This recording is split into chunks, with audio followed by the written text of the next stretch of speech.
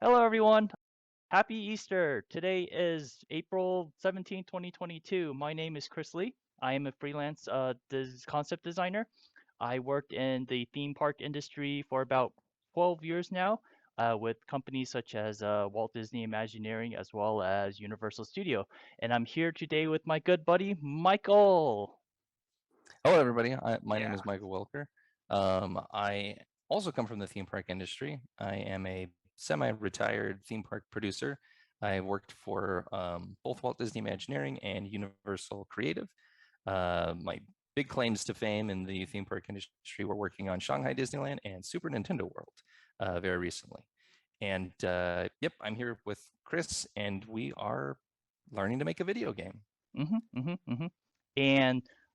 And both projects that Michael, Shanghai Disneyland and Nintendo, we were both working on it together. So we kind of formed this special relationship slash friendship slash partnership. Just we like to work together. He's a really cool guy. I could depend on him, and and it just worked out that way. So we're very very excited to have our third episode or design session for you guys. But for us, we've been doing over this for like almost half a year already. With that said, though, I want to go ahead and quickly jump into the recap. Is that cool, Michael? Sure, All right, absolutely. cool. And we said that you were gonna go ahead and start, correct?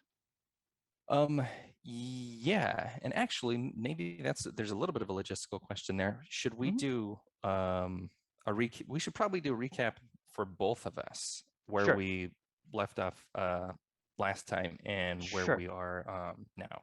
So if you want, if you can bring up that Of course. the video of our last session, and I'll Yeah. kind of give a quick description of where where I'd gotten us to. Yeah. And while you're bringing that up, um, to give like an overall project recap, about 6 months ago, Chris and I basically said like, "Hey, let's do a project together." And it didn't start off as a video game. We had a bunch of different ideas that we were kind of stumbling around with, trying to figure out like, well, what is it we want to do? We knew that we each had a certain skill set that complemented the others, and that there's something that we could do to combine those and make something more than what either one of us could do individually. Eventually, that led us to, hey, let's make a video game. Right. Neither of us have ever made a video game before. So this was a great opportunity for us to try to do something new and expand our skill sets. So for me, at least, this has given me the opportunity to learn computer programming and learn development, and specifically learn Unity, Mm-hmm. which is a game engine uh, that you can use to build a game and then deploy it to different platforms. So you can uh, run Unity on your Windows PC, make a game, and then when you're all done, you can export it to, say, Steam, and put it on the Steam store, which is our plan. Yep. Um, and so my stream is frozen, but if the video is running, I can just kind of we can just let it run, and I'll kind of talk through. I don't know Okay. if it's running or not. Yes. Yes, it is currently running. Okay, perfect. So what you're probably seeing on the screen right now is basically our last design session. And where I was there, I had basically figured out how to get basically how to create a terrain, sort of like a terrain environment in Unity with mountains and trees and grass and things like that, and create a rail that a player's ship can fly through, um, which took a couple of sessions to get to. And then at, in that last session, one of the things that I had very recently added was some player movement. So like within the frame of the camera, the player can actually move the ship around. There were some hiccups with that though, because the ship would tilt too much up at the top. The ship would maybe tilt a little bit too much on the sides. Um, and the rail was also and actually in the last session, the that is like Rail version 2.0, because Mm-hmm. Rail version 1.0 got completely screwed up and deleted because I made a mistake, which is part of the learning process. But but I was able to recreate a new version of the rail, which is what you can see in that video. And And it looks great, my by the way. homework. Oh, thank you. Yeah, especially the barrel roll discovery. I think that's gonna Yeah, make the game so much cooler. Happy yeah. There's accident. a whole yeah, and I've explored a little bit more with that, which we'll see this week. Um, but yeah, so that was what I had done last week, and my homework was to just continue with the training with the tutorial. Which, by the way, that's how I'm learning Unity. Is there's a really Nice. great resource at gamedev.tv where they've got this cool 3D Unity tutorial. Not sponsored, by the way. I happen to actually get their program through a Humble Bundle. Mhm. Um, Also not sponsored.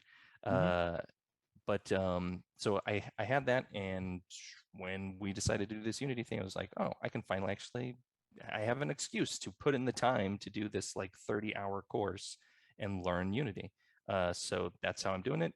Just one or two lectures at a time, and that was my homework, was to continue and keep adding to the game. So Nice. that's my recap.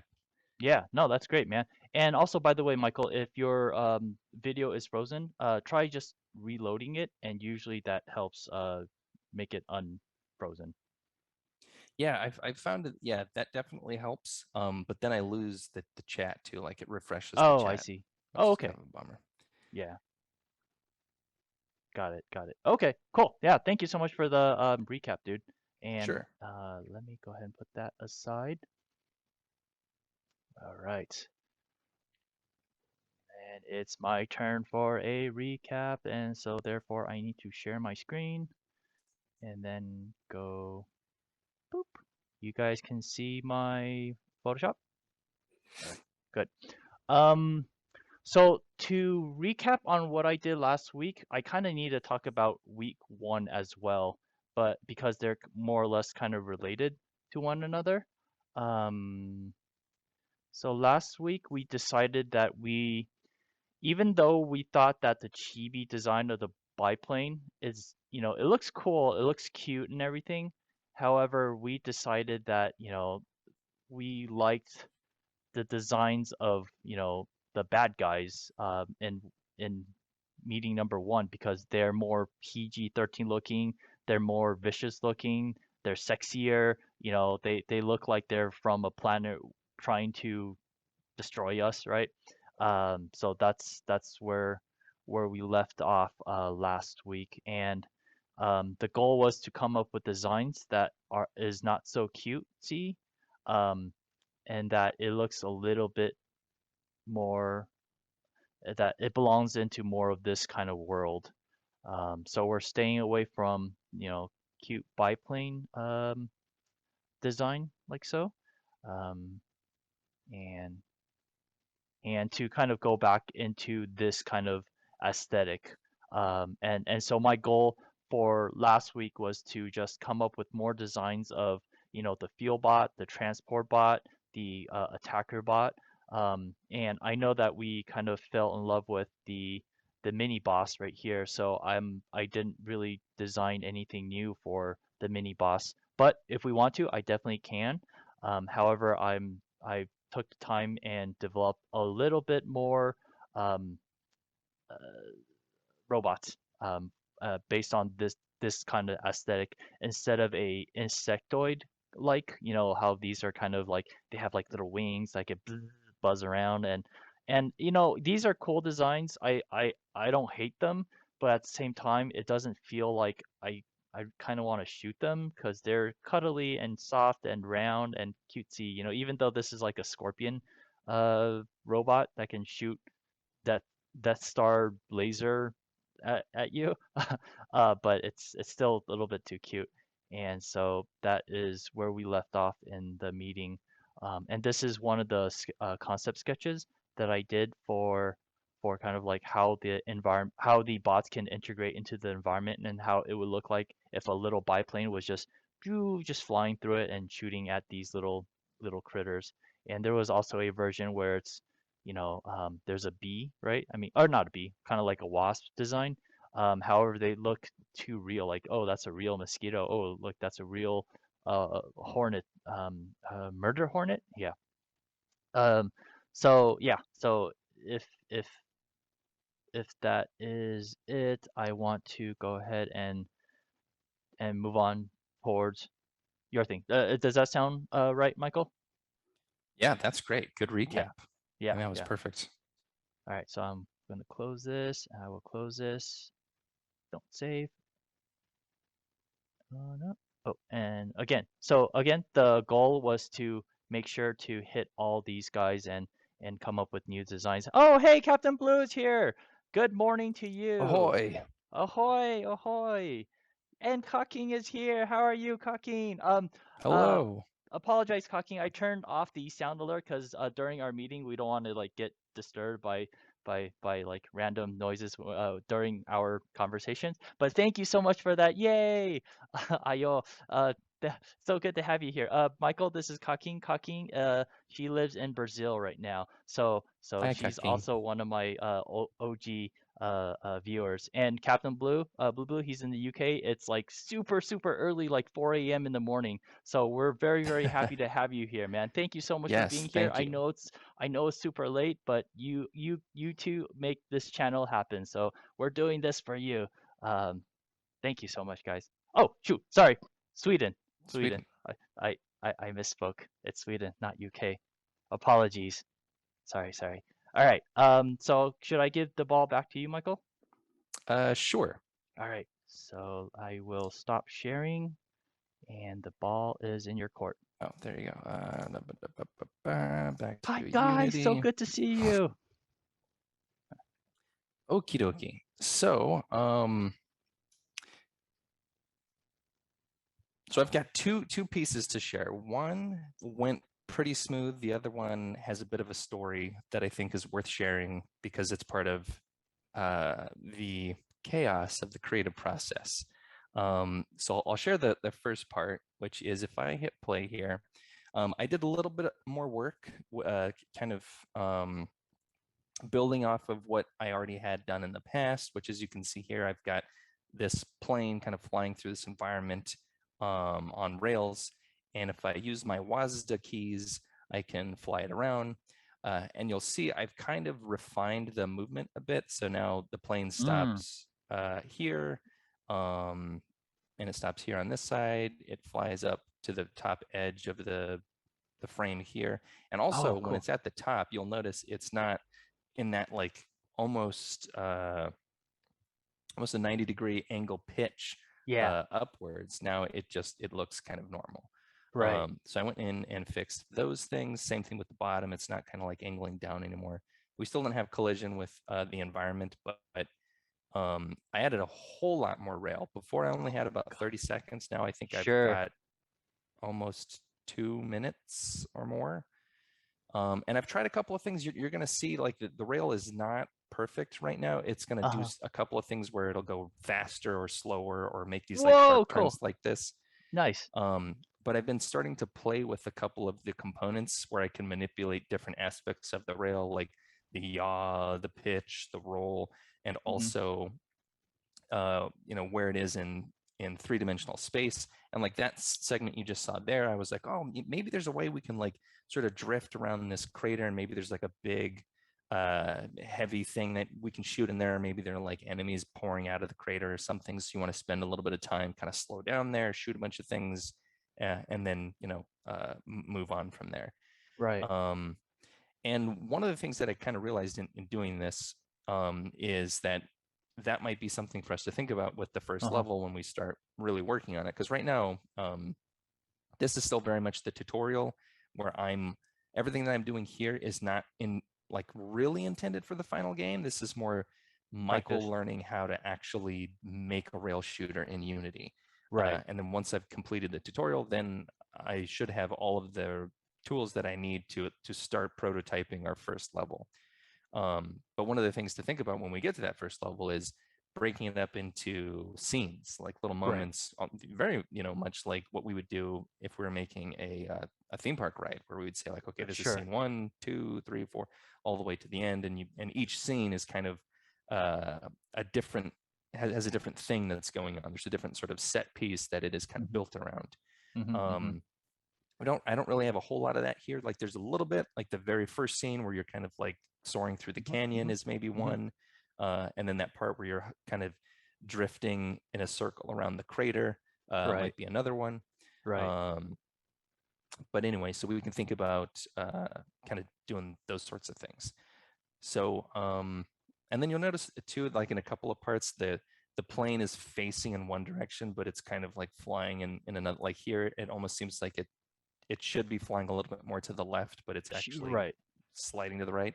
Yeah. That's because I haven't fine-tuned the yaw Okay. in the timeline, which is Right. again just more stuff that I'm learning how to do. It goes really fast through there. Um, because it's kind of finicky. Like it's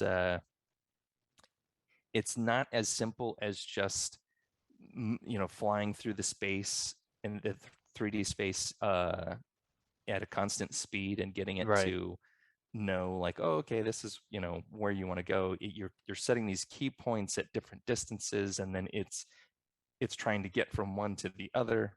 Right. And so if they're not perfectly equidistant, uh, the ones that are closer together, it if you have two so the keyframes that you have in the timeline, if in the timeline they're all equidistant, but in Mhm. the 3D game world they're not, Mhm. you're going to have variation of speed. You're going to speed up to Right. try to Right. close the distance between this one and one that's really far away. But if the Right. two of them are much closer, but you still have the same amount of time to get to them, well, then you're going to slow way down and kind of like take your Right. time to get to the next one. Right. So That's cool. that's a little bit. Or sorry, go ahead. That's oh by the way, we see you, Jordan. Hey, how you doing, man? So good to have Hey, you here. Jordan. By the way, Jordan, this is Michael. Michael is one of my good buddies. We're kind of designing a video game together, and he's he is the master, the brains behind the whole programming video games in Unity, and I'm doing the artwork. So we're kind of merging our skills together. And Jordan here, he is an amazing singer, and he is Ooh, going to cool. be famous and it's going to be famous in a musical one day. So I can't wait to see his work. It's going to be That's awesome. awesome. But yeah, great to Likewise. have you here, Jordan. But yeah, Michael, so awesome. I love how you extended the rail. You gave us so much more to look at. You gave us so much more travel, and also what you said about um the whole kind of like various scenes, like kind of like designing a theme park ride. It's just when you say, "Wow, that is so freaking awesome." When you say that, it reminds me of when I designed, Buzz Lightyear. In Buzz Lightyear, there's like hopefully, there's like scene one, scene two, scene three, scene four, and scene five, and in each scene the player actually meet up with various robots, and then you have to like shoot at them. So in the same way, in our game, every chapter should have various scenes so that we could go through it and kind of have kind of a storytelling element in there. But yeah, this is so cool. Exactly. This is so cool what you've designed. Oh gosh. And bear in mind, chat, Michael has been doing this for about only a month, and oh gosh, this is so cool. Yeah. So yeah, that's a good point because I am not a professional programmer or developer anyway. I've never programmed a video game before. I have a tiny little bit of like programming experience just like as a hobbyist, just through the discovery of like, ooh, here's how you can do scripting and like a little bit of Python Hmm. programming. But I'm by no means like, hey, everybody, I know what I'm doing. Like, tune in and I'll show you how it's done. This is more Yeah, like yeah, tune in and I'll show you what I've learned because right. this is all brand new to me. But And thanks for all the positive feedback. yeah, man, it looks great. And by the way, I actually had a discussion with Captain Blue Blue yesterday, and he mentioned like he made a comment, and it was a very valid comment. He's like, "You and Michael seem pretty green in, what you guys are doing," and I absolutely agreed with him, and I explained to him that it's essentially. It was just a thought. It was just an idea of, hey, Michael, hey, Chris, let's make a video game together. Okay, now how do we do it? Right? And then Yeah, so it's like, all right, so there's two game engines out there. There's Unity and there is Unreal, and so which one do you want to learn? And then so you picked Unreal. Okay, so you learned Unreal. So essentially, you're starting from the very bare bones. And for me, I'm a theme park designer. I design walls and rocks and environments, right? And I don't design robots. I don't design cool vehicles. And so I'm kind of have to get into it and start from the bottom and just work my way up because I kind of know what concept artists do for video games, and it definitely I need to kind of dive in right from the bottom and kind of work my way up. And so yeah, Michael and I are more or less doing this from the rock bottom and just figuring it all out. And there's going to be a lot of mistakes that we make, and there's going to be a lot of little learnings that we find. And like Michael last week, he said that he struggled with this thing, but the struggle helped him discover how to do like a barrel roll and everything. It looks so freaking awesome. So yeah. By the way, thank you guys so much for being here. This is so awesome to have your guys' feedback as well. But yeah, awesome Yeah, job, Michael. thank you. And I think that's a perfect segue to that idea of like learning and trial and error and uh, mistakes and challenges leading to silver linings and learnings. Um, let's see, Captain Blue says, I wonder if there's a way to normalize the speed between real points by calculating the line length between points. For example, base speed per 100 meters is 10, but the next point is 50 meters. Just wondering aloud. Yeah, there probably is a way to get Unity to uniformly calculate those things, or to be like I'm kind of like manually doing that by um, trying to set equidistant intervals manually by like, okay, I'm just going to do one every 5 seconds or whatever. But then trying to figure out what that is in the game is a little bit more challenging. There's probably a way to do that is like, oh yeah, you just click these settings or just type in this here, like it's buried in there. But the tutorial that I'm using does not teach that. It's more of a just kind of Mm-hmm. like, just eyeball it. They may go into that later, but they're trying very specifically to um, guide the learners at a pace where it's like, yeah, this is going to be a little bit messed up right now. Like like one of the very first tutorials they showed you how to do, there was Mm-hmm. a glitch where your player cube could actually escape the bounds of the map, and they're like, don't worry about that. That's a problem here, but the the programming you need to know to fix that problem is too advanced to start, and we just want to get I a see. nice easy win here. Sure. So yes, good point, Captain Blue. There's very much the potential that I'm doing this the hard way, but I don't know of a better way. So for now, uh, yeah, that's what we're working with. Yeah, he also said, yes, very good job. That's directed to you, Michael. Thank you. Also, I never wanted to offense by the green comment. No, no, no, absolutely not. There was no offense whatsoever. What you said was a really, really valid observation. I did not take any offense to that. So please don't feel bad or anything by saying that. You have been nothing but very, very supportive to Michael and my journey. So you are definitely helping us out with when you make any comments. So I really appreciate it. Anything good, anything bad, anything critical, everything helps, man. As long as it edifies one another. So thank you so much, man. Again, no offense taken at all. It was a good compliment actually, as well as observation on your end. Wonton, hey, Wonton is here. How you doing, Hello, Wonton? Wonton. You're learning the right way. Trial and error is how you reinforce learned behaviors. Exactly, man. Exactly. Absolutely. No, so good to have you here. Yeah, no, it's all about keep doing it and figuring it out. It's all about failing forward, right? I remember reading this book by John C. Maxwell. Failure is the small steps towards success. And he goes the whole length about there's a politician who ran for every single office. He failed all the way up to until he ran for president, and then he got it, and that was Abraham Lincoln. So he failed all the way up to being a president. Yeah, it was That's pretty pretty crazy. good. Yeah, it's insane. But yeah, no. Totally. Dang got the whole crew here. Yeah, Wonton, Captain Blue Blue, Kakeem, Oh Jordan. yeah. You guys are all here. You guys are my people.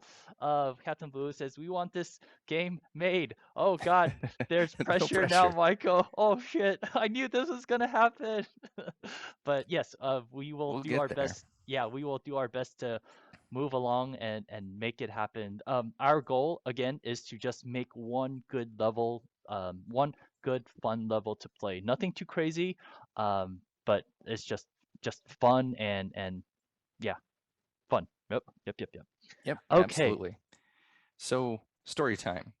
Before I okay, show you the next piece that I was able to complete since our last session, um, there's a story that I want to tell with related to it because I think it's important to highlight the sort of realness of the creative process and that it isn't always this really magical fairy dust kind of fun and exciting, like, wow, look at all this cool stuff I made. It's often like filled with blood, sweat, and tears and yeah, frustration and things just not going the way you want and lots of lost time while you're trying to figure out something. So in the tutorial, and I mentioned this in the last session when we did the previous session, I was like, yeah, I'm the next piece of it, next piece of the puzzle is like the laser particle system. So I can like try to get the ship to shoot lasers. But there's a problem with the download. So I've emailed the people who run the course and I'm trying to right, see if they can like fix it. And so I was waiting for them to reply to me because I felt like I couldn't move forward without that piece because in the tutorial it's like, all right, everybody just download the zip file and then double click it and put in Unity and then we'll continue with the lesson. I was like, well, I can't do that. So I can't continue. So I was waiting to hear back from them. Um, they never got back to me. So it was a couple days later, I was like, man, I still haven't heard back from them. Let me email them again. Uh, like, hey guys, what's going on with this thing? I don't know if there's a problem. I've checked the forums. Like nobody seems to have this issue. I don't know if it's just me. Uh, but anyway, so the very first time I ran into that problem, I was like, okay, well, I can't move forward. I'm gonna put that aside, and now I'm gonna move on and just do other things because I can't just sit around waiting. Like I've got other stuff to do. sure, Then when a couple days went by, I'd lost a bunch of time, and I emailed them again, still hadn't heard back, and was like, okay, let me do some troubleshooting on my own. And so I thought, like, okay, well, I'm currently programming on Mac. And usually there's not a problem with something as simple as just downloading a file, but maybe there's something going on with downloading this file and unzipping it on Mac that's causing it to be a problem. Because basically the in the weeds version is there was a zip file that I needed to download. And when I would unzip it, what was supposed to happen is it would unzip into a single .unity package file.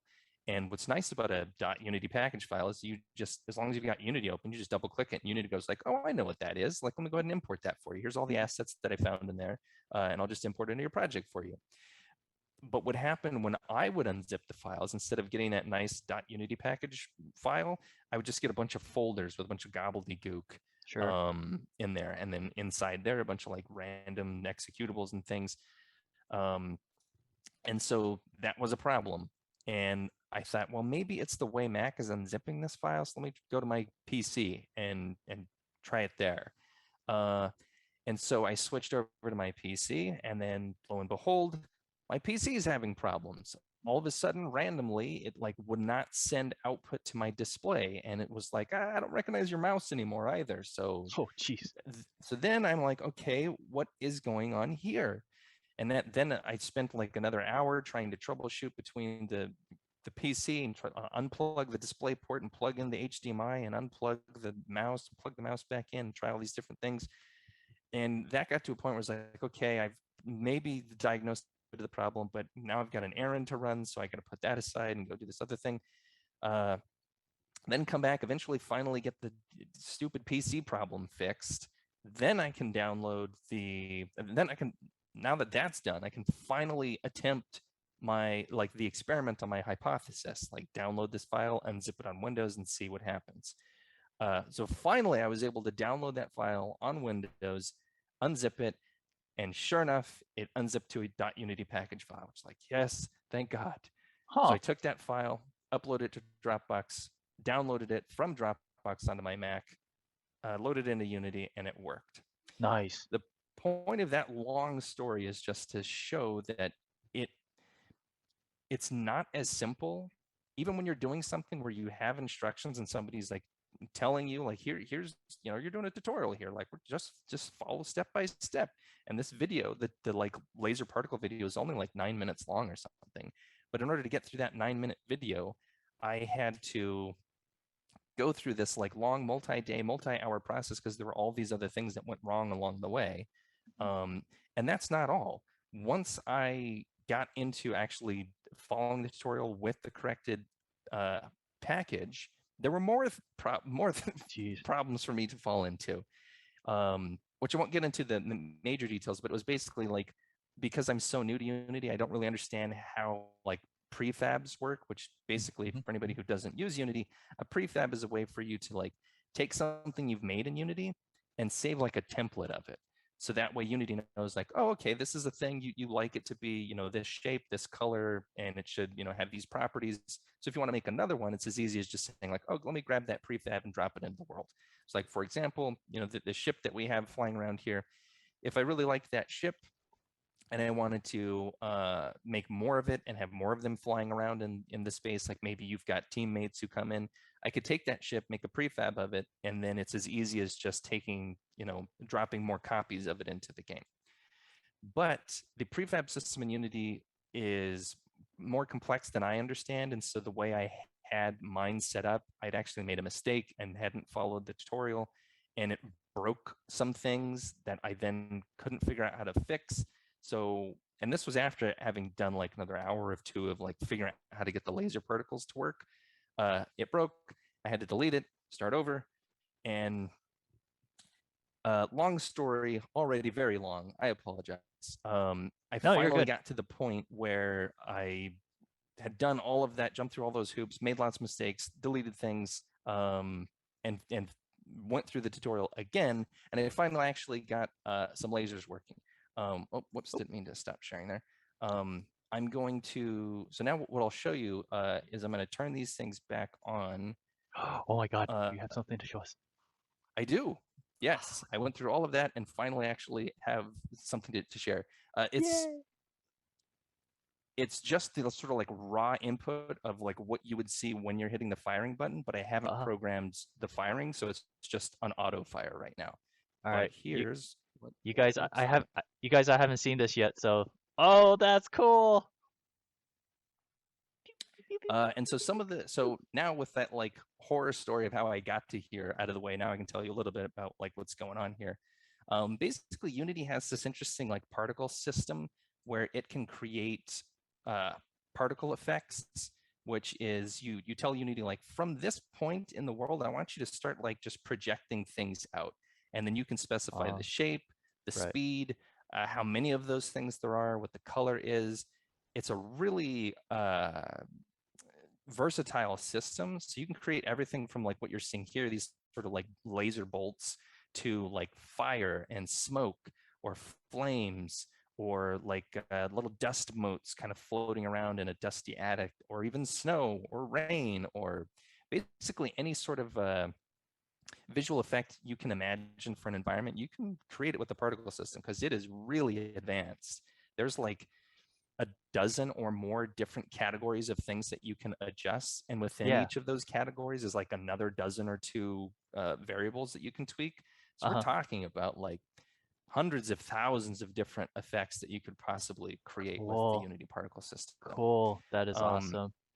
and so what you're seeing here is I've kind of created a particle system following that tutorial, where there are all these individual particles getting shot out of two emitters on, where either of the guns are on both wings. Hmm. And we've just, I set the color, and then the like how long the tail should be that follows them. Uh-huh. Um, and one of the things that's interesting is you can set the physics of the pieces to be relative to like the component that they're a part of, Right. or relative to the world. So originally, when these were shooting out, they were attached to the ship. So anytime the ship moved, those bolts would like follow the ship, Yeah, um, sure. which looked really weird. Yeah, In fact, yeah. I might be able to show you what that looks like. While I you can pull get that rid of up, this. Wonton says, and there are two schools of thought. Either A, I'll make it right no matter the time sink, or B, you stare into the abyss at the duct tape structure with a heavy sigh, say, fuck it, that'll do. Yes, And exactly. and that's awesome, Wonton. And Captain Blue Blue says, pew pew pew. That's what I was Yeah. saying. Um, yeah, Pew that's pew pew great. pew pew Thank you pew for the pew pew support, pew. guys. Yes. Yeah, And what you can see on screen right now that I've taken that like this that one flag instead of it being relative to the world, now it's relative to the ship. So you can see when I move the ship, it does this, and that looks very unnatural. it looks Um, unnatural, but there's something cool about it simultaneously. yeah, I think it could be really neat if it was a solid beam, like just a solid laser beam. But Yeah, if you're shooting particles, the particles themselves should, like, once they're fired, they should continue on the yeah, yeah, trajectory and not be yeah. affected by the This ship. looks better in my opinion. Yeah, yeah, yeah, yeah. So yeah.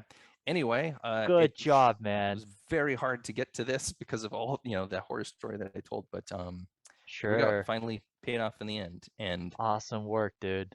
And really, it's better when it's more difficult and things get broken and I have to delete them and redo them, because then I end up learning the system a lot better. The Sure, first time yeah. that I made the lasers, I basically followed the way that he had done it, um, which is it's really helpful when you're using tutorials to follow along, because it's gentle. Hmm. Uh, but if you don't also challenge yourself, it's easy to like forget and not really, and, Sure. and then walk away from the tutorial and be like, okay, if I want to do that again myself on my own, Yeah, yeah. Hmm. can I Hmm. do it without the Hmm. video? And Hmm. Hmm. sometimes the answer is no. Yeah. So what Yep, I did that's me. was, Yep. yeah, and this is like, there's actually some really interesting research that we could talk about at some point. I don't want to talk about it today, but that there is, like, one of the best ways to learn is to do that recall, to like challenge yourself. And Hmm. so Hmm. when I ran into the problem of like, oh man, I messed up the prefabs, now I've got to delete this and do it all over again, rather than just immediately like taking the tutorial video and going to the beginning of it and being like, okay, I'm just going to do the same thing I did last time. I'm going to watch this tutorial and then listen to him talk, and then I'm just going Hmm. to copy and paste. Instead, I was like, okay, before I turn the video on, I'm going to sit here and I'm going to try to remember how to do it myself. So I and and I went in knowing I'm going to remember some of it, but I'm not going to remember all of it. But I'm going to see how well I can do. And what ends up, and I got about 80% of the way there. I was able to remember quite a bit of it, and in the process, kind of get frustrated and discover a couple of other things where I was like, oh, wait a minute, I thought he adjusted this and it had this effect, but when I'm doing it, it's not doing that. Um, that part of your brain that is struggling to be like, well, gosh darn it, wait a minute, I thought it was supposed to do this, and like I can't find this thing. Um, that, as frustrating as it is really useful for the learning process, because it primes your brain to be ready for the answer to that problem, because the brain hates, like, being in a position where it can't solve a problem, or where there's something that it doesn't know, which Right. is one of the reasons why uh, there's that phenomenon where you're like trying to remember an actor's name or trying to remember the name of a movie and it's driving you crazy. Hmm. That's the part of your brain that really doesn't like being basically incompetent at something. And Sure. so what it does is, when you are exposed to the correct information, your brain goes, ah, that's it, and kind of Right. floods Ding. importance on that thing. Yeah, yeah. And that's why it's so relieving when you finally remember, like, oh yes, it was Bradley Cooper, that's the guy I couldn't think of. Right. Or, oh, it was, movie XYZ. um, and the same thing happens with learning, is, so like in this case where I was able to get that 80%, but there was that 20% that I didn't remember. When I watched the tutorial, as soon as he said it, I was like, aha, that's what it was. And now it's just like baked into my brain that now I know, like, okay, that's the thing. Because of the struggle made it more important and gave Right. it more weight. And so I learned it in a stronger way than if I had just been reviewing and regurgitating and not putting myself through that challenge. So No, anyway, that's that's great, my man. very long-winded uh, summary of how I got to today's update. So hopefully that Yeah, was interesting. that's awesome. I remember one of my mentors, he taught me how to study. This was when I was still in high school, and and I didn't really learn. I didn't really pick up things that well. He taught me to whenever you try to learn or study on something. For example, if it's like a book that you're reading, you should do it 3 times. Like one, you read it once just to get through it. Two, you really attack it. You read it slowly and just saturate yourself through it, really understand it. And then three, the third time, you just kind of read it again just to reiterate in your brain like what you read through that whole journey. And so your process kind of reminds me exactly what my mentor said to do was is to just, figure it out yourself. Don't just read it once, done. And when you said like, oh, I don't want to just follow the tutorial and just follow him exactly, um, and later on forget, that's usually me. That's how I am with Blender. I'm like, oh wait, shoot, how did he do that? I remember he did that, but I can't recreate it now. It's just like, oh my gosh. So you actually challenge yourself and trying to figure it out yourself, and that's actually really, really learning and not just following a tutorial. And I just noticed you changed the laser color. That is cool. Yeah, yeah, it was just kind of, so that's something that I can kind of do on the fly here, is just go in here and adjust this setting and it'll change the color of the Nice, lasers there. beautiful. Yeah. And Wonton said one thing we learned in comp sci is that sometimes things that theoretically should work don't, but things that shouldn't work somehow do. Yes, I'm noticing that too. Yeah. It's almost Uh, like the computer systems are on a level of complexity that's so high that, yeah, it's hard to wrap your brain around all those mm, different variables and pieces talking to each other, like what they're actually going to do. And right. sometimes you just get lucky. You're like, oh, Yeah. wow, okay, dodge that Yeah. bullet. And other times, oh man, you are racking your brain, just like, why Exactly. the heck doesn't this work? Um, Captain Blue Blue says, gave you a follow, Michael. So Oh, Captain Blue Blue thanks, just Captain followed Blue Blue. you. Yeah, thank you so much, Captain. Woo! Oh, by the way, another thing that Captain Blue Blue and I discussed, he asked me this question. I believe it was him. I apologize if it wasn't you, Captain Blue Blue. He asked me why we are using Unity and not Unreal. And I couldn't answer it because I basically gave you the ball and I'm like, which one should we learn? And I remember you telling me, oh, let's do Unity. And I'm like, okay, let's do Unity then. So do you have a response to Captain Blue Blue's question that he gave to me and that I can't do? I can't answer? Sure. Yes. And right up front, I'll just say I don't think that there's that one is necessarily like flat out better than the other one. I think they have different purposes.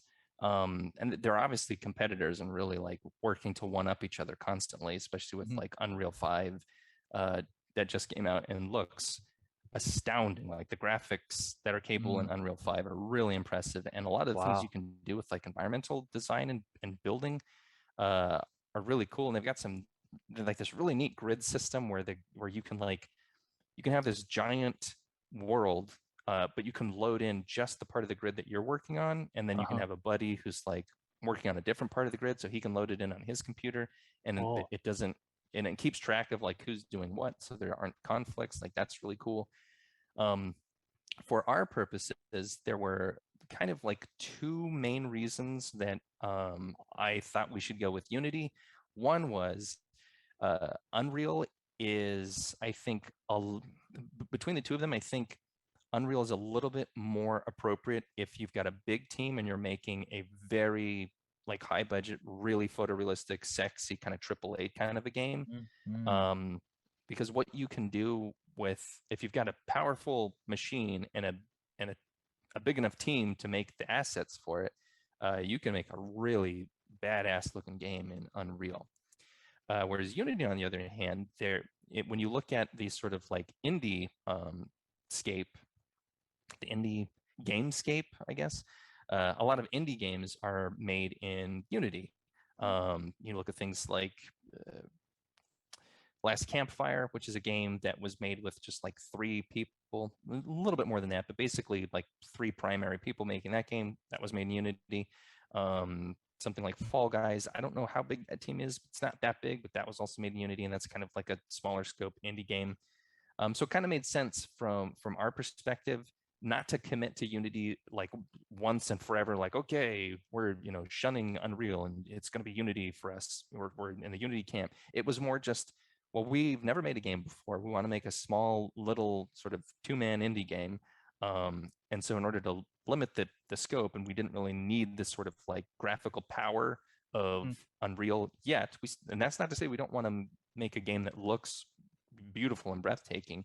We do, but to start, um, Unity seemed to fit the bill a little bit better there. So that's reason right. number one. The Nice. second reason for choosing Unity is a little bit more of a kind of personal reason for me. I primarily do my work on Mac and do a lot of my like gaming and fun play on a PC. I can work on either one, but Unity runs natively on Apple Silicon, whereas Unreal doesn't and kind of struggles. Like some of the research that I did into running Unreal on Mac, a lot of people were like running into problems and having difficulty getting it to operate. And I think part of that is because it's primarily a sort of Windows-based program, and because it's so graphically intensive, uh, trying to get the Apple Metal graphics system to play nice with Unreal seems like they haven't quite worked out all the bugs yet, especially in Unreal 5. So that was another big consideration for me. Was my primary workstation is Apple Silicon based, and Unity is already there and pretty bug free. Like I've had a couple of problems with Unity so far, but for the most part, it's pretty solid. Nice. Um, so Very anyway, cool. Cool. Yeah, that's thanks uh, for that's why we answering picked that. Unity. Sure. That's great. And I see Truebug in the chat. Lee and Welcome, Michael, hey Truebug. guys. Hey, how you doing, Truebug? Good to see you, man. Yeah, how are you? I'm really good. It's actually my birthday today, so I'm feeling great. Hey, man, Wow. happy birthday, however old you Yeah, are. happy Um, birthday. yeah, that's freaking awesome, man. Happy birthday. I'm so happy. Yeah. High five. Happy to have you. Yeah. Um, Captain Boo Boo says, I agree. No one is better than the other. I just wondered since Unreal has a node-based programming system for non-programmers. I use Unreal primarily for that reason. No hate, just wondering what the other side of the fence thought. To be fair, node-based programming have slowed down my script-based programming learning. Hmm. Mhm. That's a good point, and that was another thing that we kind of looked into um, early on, especially because when we first started doing this, we did not, between Chris and I, we didn't have the division of like, okay, Chris is going to be doing all the art assets, Michael's going to be doing all the design and programming. And that early stage, we were like, I don't know, we're just maybe both doing both. And so Chris was getting a little involved in like, okay, maybe I can learn how to do scripting and stuff. And I was like, okay, I'm going to learn how to maybe do Blender. It became clear very quickly though that Very clearly. the the amount of like time and energy either of us would have to put into learning those things would be so immense that we needed to split that Yeah. task up and divide and conquer basically. Um, Happily. yeah, Chris was very happy to let go of scripting and not have to Oh see God. a C-sharp script ever again. Um, so yes, that was something that we considered, but as somebody who is very interested in programming, I much prefer to learn scripting than the node-based stuff, especially because there's like a certain amount of that can translate into other Mhm. programming too. So if Mhm. I'm also Mhm. learning like Swift and iOS app programming Mhm. Mhm. as well. So good question Yeah, yeah. And thank God for you, Michael, because without you, I though. would not be able to do any of this. Oh God, scripting. Ugh. Uh, but cool. No, thank you so much, Michael. Do you have anything Sure. else to share? This is so cool. Oh man, good job. I love the whole Yeah, laser thanks. Nope, particle that's system. it This, from me. yeah, it It's gets coming better together. and better each week. Yeah, totally. Yep, bit by bit. Oh man. Oh, That's it. you're not sharing anymore. Oh, Cool. I can, if you want to keep Oh no, watching, I can switch back. No? no, Okay. I'm just admiring the programming, the WASD keys and everything. It's so cool that you're able to, control that airplane just like how we control, the Overwatch players. It's very cool, and I can't wait to play it. Yeah. We just got to get the damn. enemies in there and just place them accordingly and come up with scenes and have like story points to the Mm-hmm. to the travel throughout the terrain and everything. So I think that would be really, really good. Totally. Yeah. Captain Blue We're on it. says it's such a motivator to see the plane fly. Yeah, yeah, for real, man. Cool.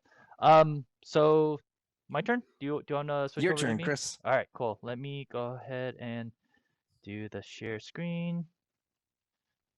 And go to 3 and don't save. Wait, what am I not saving? All right, cool. All right.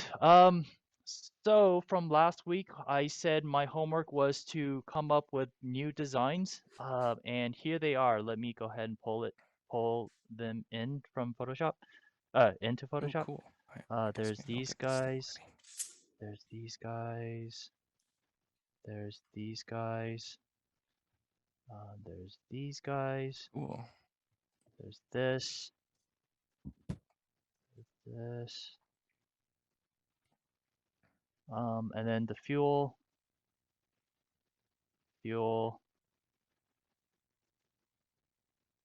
Hold on. Fuel. Fuel. These are a little bit different. I will explain my reasoning behind these guys. Sure. Wow, you did a lot, dude. Good job. Yeah, it was fun. However, I have my issues with these, but I want to Okay. know what you think about them before I start, ranting about the whole design process for myself. Sure. Let's go ahead and start with attackers. Okay. Um, and so again, these are very rough. The one thing that we talked about, one of your notes was that really resonated with me is to make sure or, utilize the same head, right? The same Mm, body, and then change out the components on the side and on the bottom. And so that's exactly what I did. So we have the main body, the head, and then I just started attaching different items, wings and functional parts to the back, to the bottom, to the sides of each of the uh, uh, bots, if you will. yeah. So I believe these are the two attackers. And all right, so let's just do this one first. And Sure. feel free to go as slow or as fast because I know there are a lot of them, and I don't expect you to be like, well, all right, let's go ahead and analyze each one. That will take forever. But I would like to know out of these two design files right here, which Mm-hmm. one is your favorite?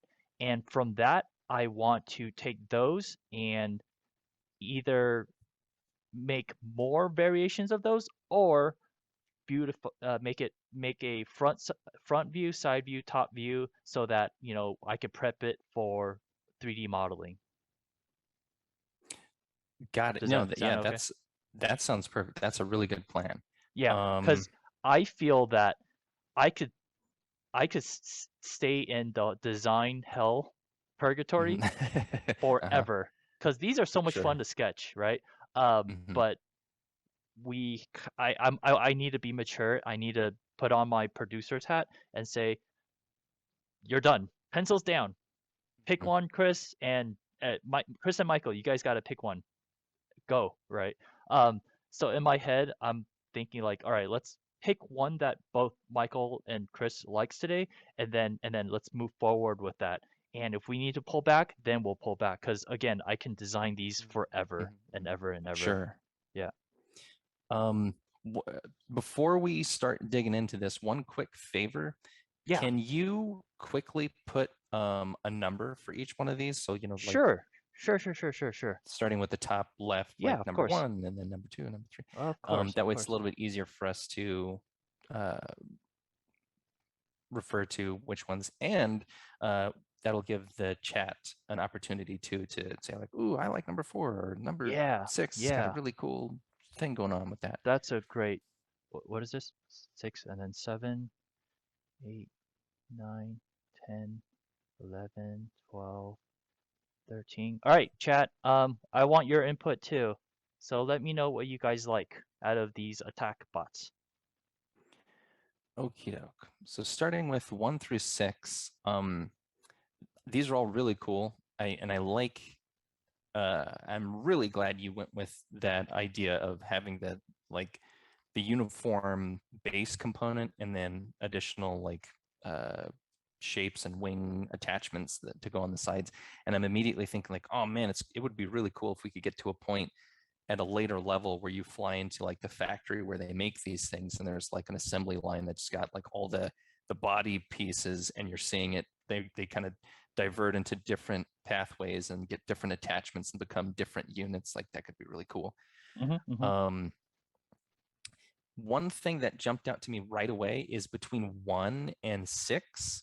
I like that these, even though one looks a little bit more like it's like these guns are going to be shooting probably like lasers, or Hmm. you've almost got like a double barrel laser thing going on down here. Hmm. Whereas number 6 looks like more got like these missile pods, or these sort of like you'd shoot these projectile missiles kind of coming out of here. Hmm. Hmm. uh, Despite that, they both have a very similar silhouette, which I think is probably important um, for creating in the player's mind that recurring pattern of this class of enemy Hmm. will always kind of have this sort of like T shape, right? Hmm. I'm not saying we have to do that. I'm just saying that that's something that is interesting about 1 and 6. Hmm. And you kind of get a little bit of that with like 2, 3. Actually, yeah, 2 and 3. Then I would almost kind of have a similar silhouette to each other, and then 4 and 5 also kind of have a bit of a. They almost have a oh, they've got this like tail thing kind of coming off Right. the back here that gives them Right. this very. I would almost imagine like when looking at these two down here, 4 and 5, look the fastest to me. Like they would be just dive bombing at the Right. player, Right. which is cool. But my favorite is probably going to be 1 and 6, at least in terms of how I imagine a lot of the gameplay to go, where the player would kind of fly in and it would have these other ships fly either chasing it or kind of like moving backwards in front of the player shooting at them. Right. So having a ship that is a little bit more oriented toward being in a vertical position with all of its Right. firepower Hmm. Hmm. targeting the player that way. Yeah. um, a little bit more of that with 1 and 6. You were going to say something? Yes, and I put CBB as Captain Boo Boo. He picked 2 and 8 as well. Just want to put that Oh yeah, down good there so that choices. he he put that down. And yes, when I was designing these, I actually let me pull it up really quick. Oh, sorry, give me 1 second, man. Sure. Um, I absolutely agree with that statement where you said that, as we're flying towards the environment, we need planes or bots that are more stationary. What's on capture? Hold on, sorry. Let me go ahead and open this up. Uh, so this, right? Um, and I'm imagining there are things, you know, more stationary, right? And also there are Mm-hmm. more planes that are coming right at us, correct? Mm-hmm. Right? Yep.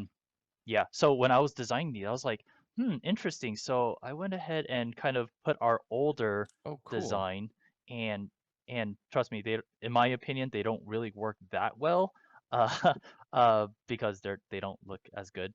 Um, but it got me thinking like, oh, okay, which one are stationary objects and which one are are kinetic objects, right? And I was thinking Mm, like, oh, maybe these guys fly towards us, and these are like just floating through, something like this, yes, and exactly. maybe these guys will start coming at us slowly. I don't know what the gameplay is right now, but I guess you and I have to come up with like, all right, we need ones that are more stationary, ones that comes toward us, and ones that are coming at us at a slower Yes. pace, maybe? Yes. Right. That's what we should use the silhouettes for. The silhouette should indicate the sort of attack pattern of the enemy. So if you Mm, get mm, that mm. T shape, that like very Right. vertical T shape, those are Right. ones that like basically if you imagine, so like this guy right here has got that kind of shape. Hmm. Hmm. Imagine he's going to kind of like fly into this position, and then he's going to slowly move in the direction that you're flying in Hmm. front of Hmm. you, shooting at you. So he's going to kind of Right. like back up in front of you and attack you. Then maybe the ones that have just a sort of like vertical pill position, they're just Right. going to kind of, be floating up and down, but remaining stationary, not really, kind of minding their own business. Right. And then the ones that have this shape and also kind of like, I think it was number Nope. two in the other, yes, this guy right there. Uh-huh. Um, those ones can have can be the ones that kind of like swoop in and just come straight at you. So they're fast and they're shooting, and you've only got this limited window of opportunity to either dodge Right. them or to shoot them out of the sky. Right. Right. Right. Right. So yes, Cool. excellent point. I completely agree with you, Chris. Awesome. Sweet. And thank you so much for uh pointing that out in the earlier conversation, what you were talking about. That we are more or less thinking along the same lines too. So yeah, that's cool. So silhouette. So let's just say for now, this kind of oh shit. This kind of T-shaped is more like just stationary attacking bots. I wouldn't say stationary. I would say I'm sorry. They're not as fast. They're not as fast as these guys. right. Yeah, you've Okay. got like this we can call it like number two, like maybe an interceptor class, kind of because it looks a little bit like a tie interceptor, and the tie Yeah. interceptor is like, really fast moving, and then this one almost is kind of like a B-wing, I guess. Um, but the number one, the sort of like T-shaped ones, maybe those are kind of like I don't know. We'll come up with a better name, but Sure. yeah, I imagine them kind of uh, getting into a position with the player, and then they're kind of just in lockstep with the player Mhm. until Mhm. they're dealt with. Mhm. Mhm. Mhm. Nice. Um. Cool. Cool. That's great, man. And then these guys Actually. here, we can save like four and five. Maybe we'd save those for uh, like if we get to it, we can have a dive bomber Mhm. class where Mhm. maybe these things are kind of floating around somewhere doing their own thing, and then when they see the player they kind of lock on and then shoot Mhm. at them or just like dive at them.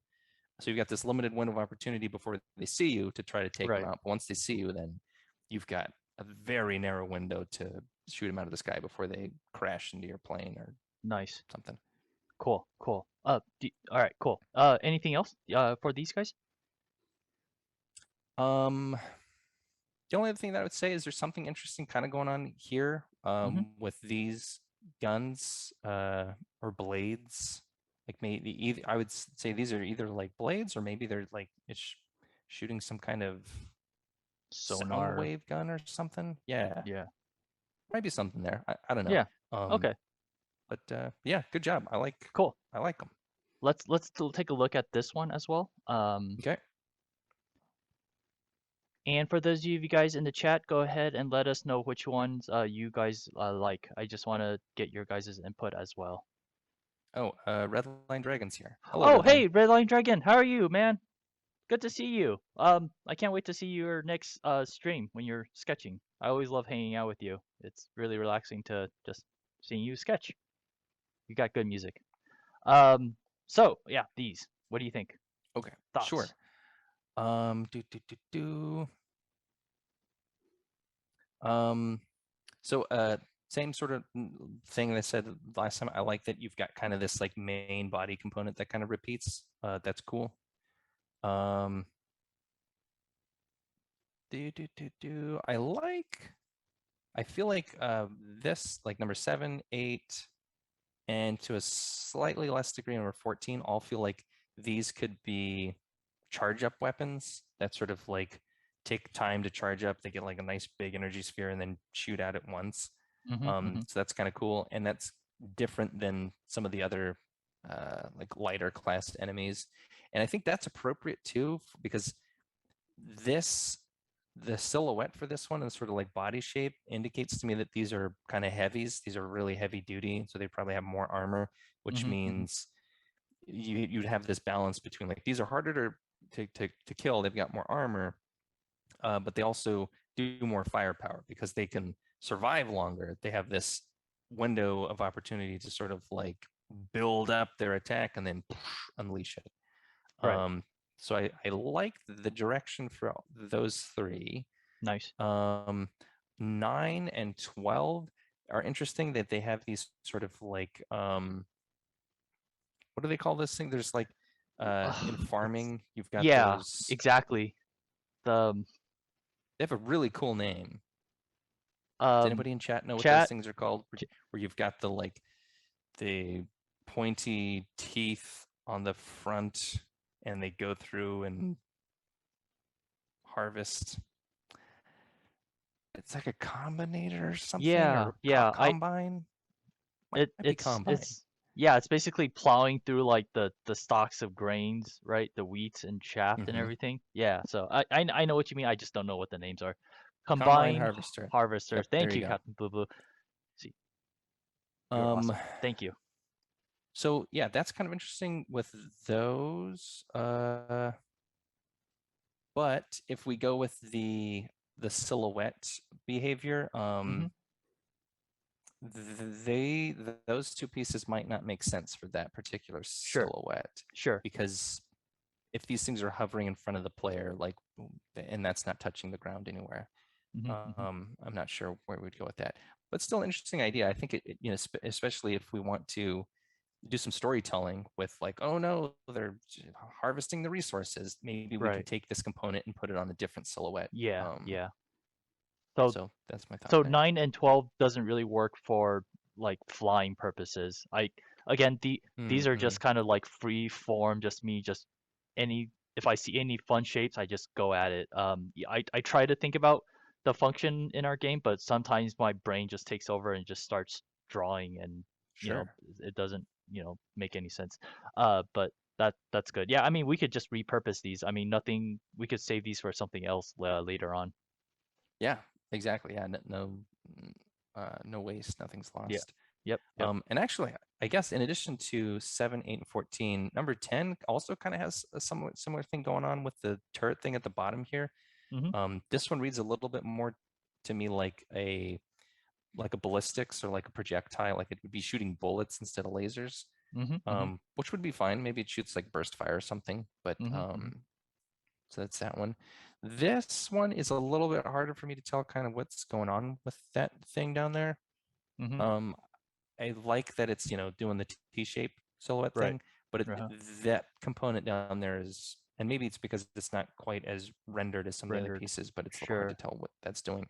Sure. Um, this guy, I really like number 13. I really like this as like a snatcher kind of a thing. And I almost perceive this component down here as like being able to extend and to like grab things at a distance. Like Right. almost this would be on some kind of like uh coil that Yeah. extends and then this piece snatches out. So that's cool. Maybe we could use that at some point.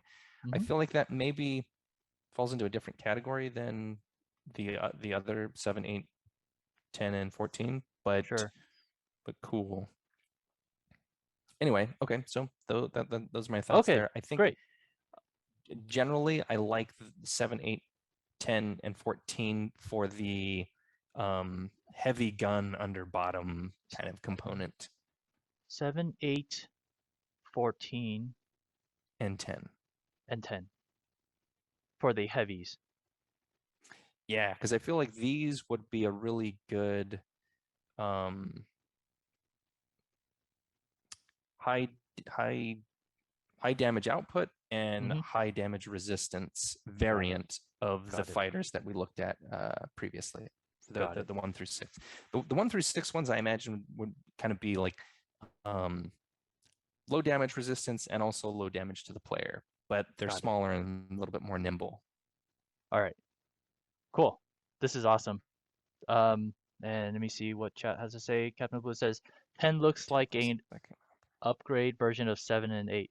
10 Yeah, looks like an definitely. upgrade version of 7 and 8. Yeah, yeah.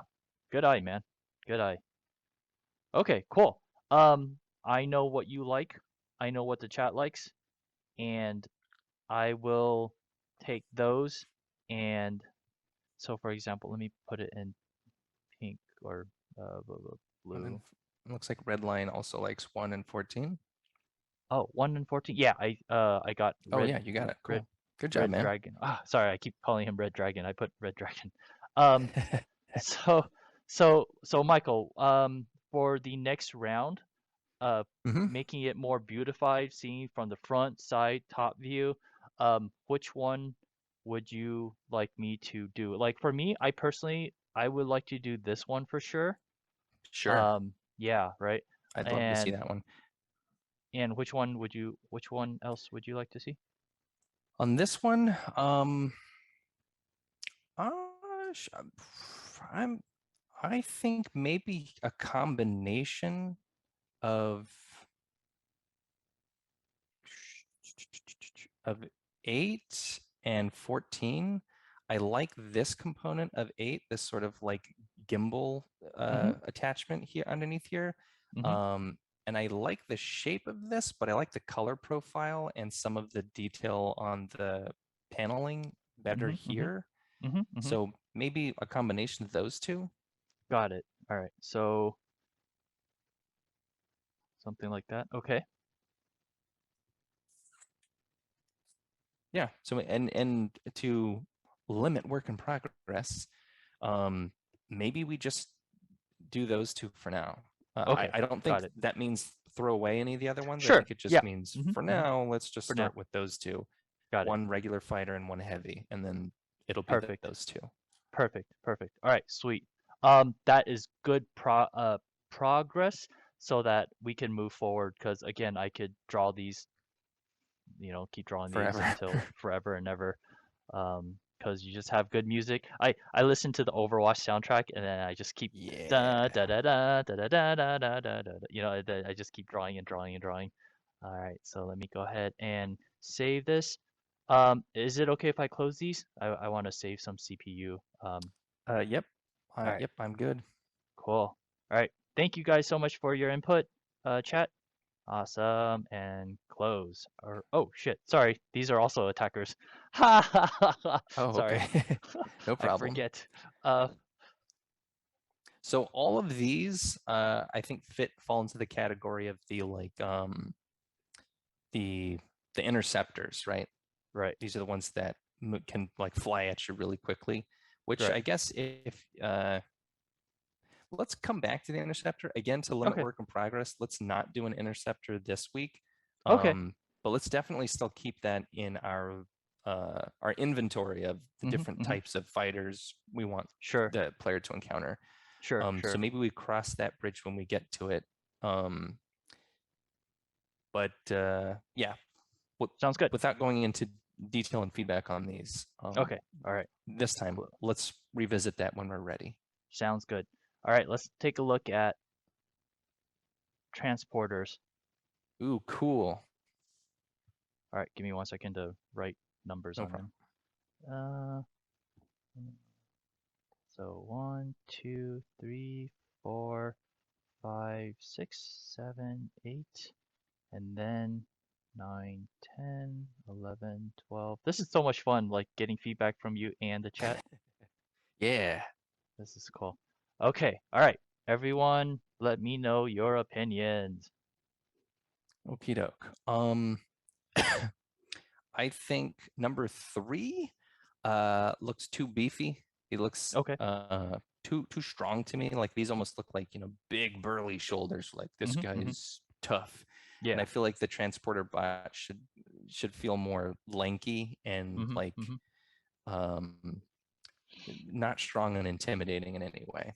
mm-hmm, mm-hmm. Um I like the little like ear things on this guy. That's I like the design. I'm not sure it's appropriate for the transporter bot, but it's Mm-hmm. cool enough that I think maybe we save this. And this is like a head for a boss at some point because those Sure, are cool. I like those sure. little ear things. Um, okay, so I think number 1, 2, 8, 13, and 16 feel 16. the most to me like they what's the word? They convey, I guess, Mm-hmm, mm-hmm. their functionality as like, oh yeah, this is a Transports. carrier thing. Like it's just gonna go snatch stuff. Um, Right. Number 6 is kind of cool because it's a little bit of a variant where he's like instead of clamping onto things from the side, it almost looks like he's carrying something this way, right? Uh-huh, uh-huh. So that's kind of interesting. Uh, this one's cool too, but I feel like for some reason this says to me that he can't really hold anything very big. Like he'd be grabbing onto like kind of smaller things, or maybe the things he grabs onto have like a little handle or something, and then there's like Mm-hmm. a bigger thing down here that he's holding on. I don't really know. Um, oh, you know what? This one's kind of interesting because this is almost like a little hook thing that he Yeah. could be like Like, whoop. grabbing onto. Yeah, so that's kind of cool. But this is also like that T shape maybe is a Right. little bit Yep. too similar to. Mm-hmm, mm-hmm. Same with this, Mm, this one. They mm-hmm, they all mm-hmm. kind of have a verticality to them. Yeah. This one doesn't. These feel a little bit too sharp. Um, Sure. to be a transporter guy, but he's still kind of a cool design, and I like the sharpness. Almost makes those feel like knives. Um, this guy, what's interesting about this guy is the shape of these hands. This almost feels like this could be a repair bot. Or I can imagine Ah, these things like having little, sparks coming out of there, and like almost like a oh, damn it. Man, I'm forgetting all my words today. When you're like soldering or right, welding, things like that. So right. this one could, like number 9, could almost be a variant of Sure. the, and actually maybe that's what this silhouette is like, non-lethal but functional bots, whereas Mm-hmm, mm-hmm. the fuel ones are just like totally helpless. All Right, they do is just contain. They're basically just containers of things. But right, maybe this class is like they have function, they can fly around, they can do things, but they're not going to attack you. So the repairers would be here and the transporters would be here. right. Um, so yeah, I guess I generally like the ones that are going to have this sort of kind of paperclip shape. Mm-hmm. Uh, yeah, so the ones that we already specified, I think I kind of like those. Um, the longer arms, like we see on the 13 one, I think are mm, helping more to emphasize that shape and to distinguish them from the Right, other ships, which are a little bit right, more compact and right, want to be smaller and harder to hit. Whereas this guy, right, you really want some nice long lanky arms to give him enough leverage that he can grab big things. Um, so I guess, yeah, I think number 13 is probably my favorite of the bunch. Um, but that's not to say, that I think we should completely settle on that one because I think there are mm-hmm, some mm-hmm, other interesting shapes with the arms that you could explore. mm-hmm, mm-hmm. But just my opinion from like a silhouette and sort of gameplay Yeah, functionality thing, I and think. that's exactly what I need from you. It's the functionality, because again, you play games more than I do, and like the whole shapes of the silhouette with the functionality, that's exactly what we need, and that's what exactly what you needed to tell me so that I could design something um, that makes sense, right? And also Captain Blue Blue gave his opinion. He says 16 CBB. He also said 13 CBB. Oh, same thing you picked. He also said 2 CBB. Oh, this one. Oh, he basically picked all yours. Oh yeah, there you go. Nice. Okay. Great minds think alike. Yeah, good job, Captain Boo Boo. And whoever else is in the chat, please let me know your thoughts.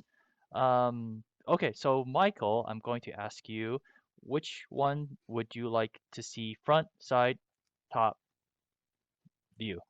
I think 13, but Mm-hmm. feel free to play with different variations of the arms if you're so inclined. Got it. Wait, that means you want to see different versions of the arms? Not necessarily if you have time or you feel interested, but if you Mm. end up, just doing 13, you're like, "Ooh, this looks awesome." Like, and Mm-hmm, that's mm-hmm. totally fine. We don't need to do that. I'm just Okay, giving you some creative license if you want to play got it. with some stuff. There may be an issue. There may be a scenario when I actually do the front, side, and top. You're gonna be like, oh, that Mm, actually doesn't look really good at all, because we're looking at okay, it from a good three-quarter view. It's point. like, oh, the three-quarter view Sure. is very sexy, but when you're actually looking at it from the front, it's like, oh, it looks kind of derpy. It's like, Hmm. But yeah, well, we'll figure it out. But that is the reason why, doing a front side is so important, especially for modeling. Totally. When I start modeling stuff. You bet. Yeah, Yeah. absolutely. Cool. Awesome. Anyone else in the chat have Good any job, opinions? Chris. Oh, thank you so much. And thank you, Michael, and thank you, Captain Blue Blue. So I will go ahead and concentrate on number 13 for the design of the transport bot. Yeah. Good. I'm glad I can move ahead and not get stuck just designing these little guys. All right, next is the Fuelbot. The Fuelbot, Oh, yeah. I had a little challenge designing these guys. After a while, I'm gonna be frank with you. It's very hard to not make them look like penises because they're long and cylindrical and they have Hmm. a cap in the top. And if I put two things on the side of them, they look like balls, and it's just I'm trying to stay away from that, but apparently I can't.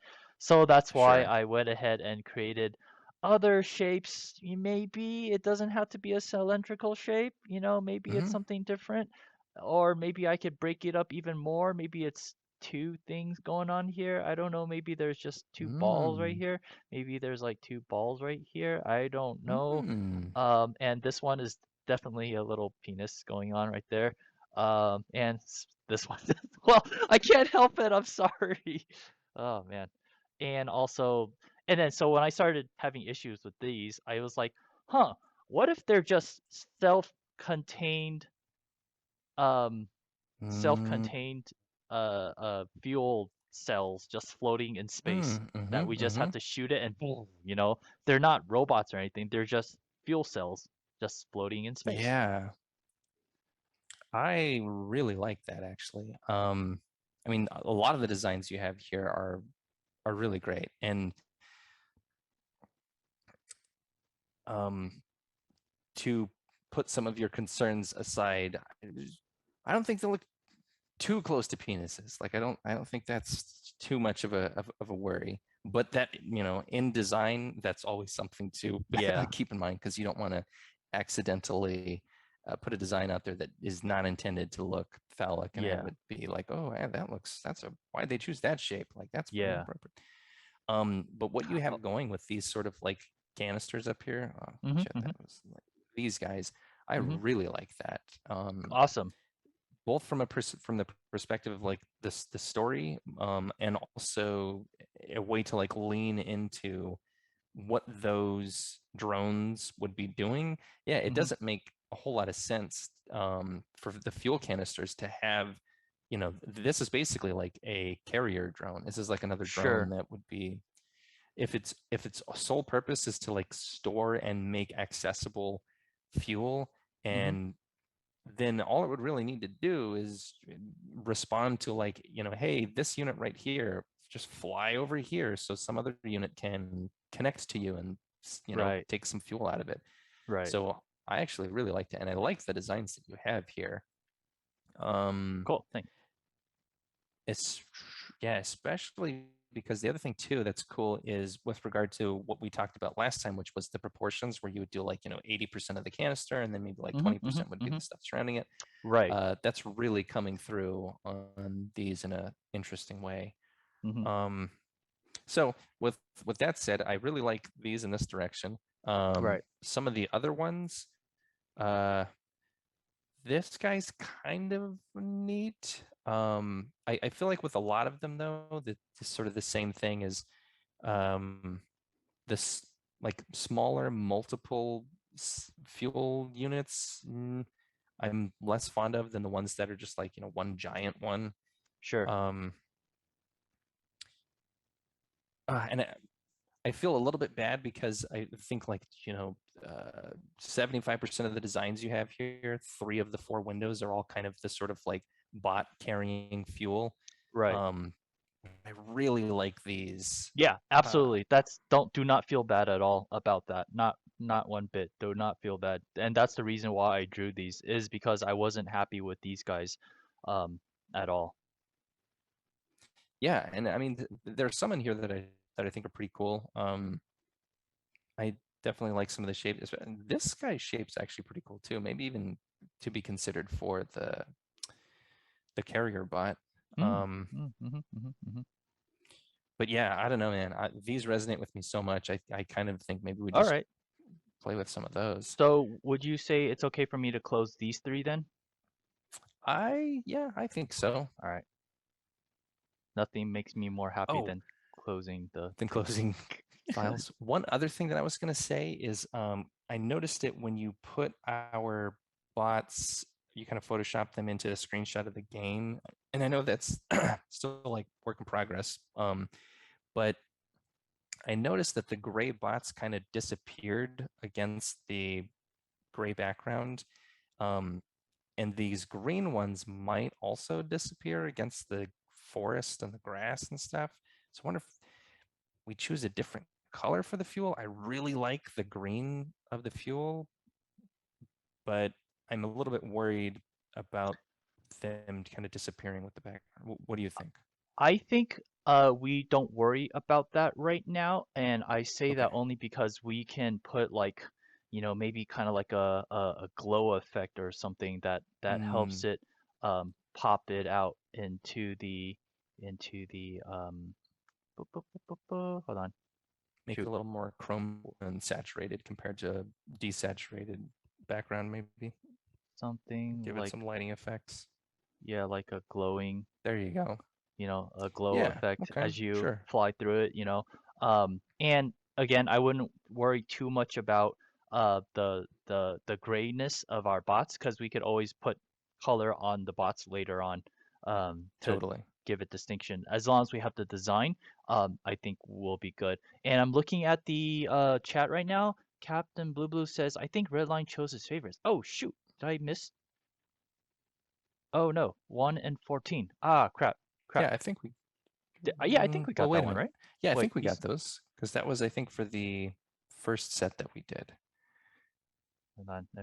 Yes, yes, unless I I definitely missed got something. him. A red dragon. Yeah, I remember putting RD, and then you commented on thanking RD for his pick.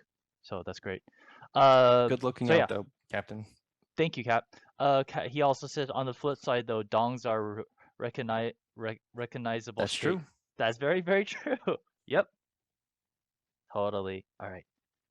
So, Michael, I am very glad that you like these canisters much better than the other ones because, boy, um, part of the reason why I designed these is because I just did not like the direction where it was going. Hmm. Yeah. Yeah, no, these are great, and I love the way you integrated the red eye into. It's sort of like a more minimal, simpler Hmm. uh, version, which also is appropriate because it gives these things a little bit less life, which is appropriate. So, like the Hmm. bigger eye is on the units that are moving around and have some animation to them, where these guys are still the same sort of family of thing, but Right. a little less vibrant and animated. Right. Um, You must choose, oh Michael, and no, chat. You must choose your these are all destiny. so good. Um, You must choose. I squint my eyes.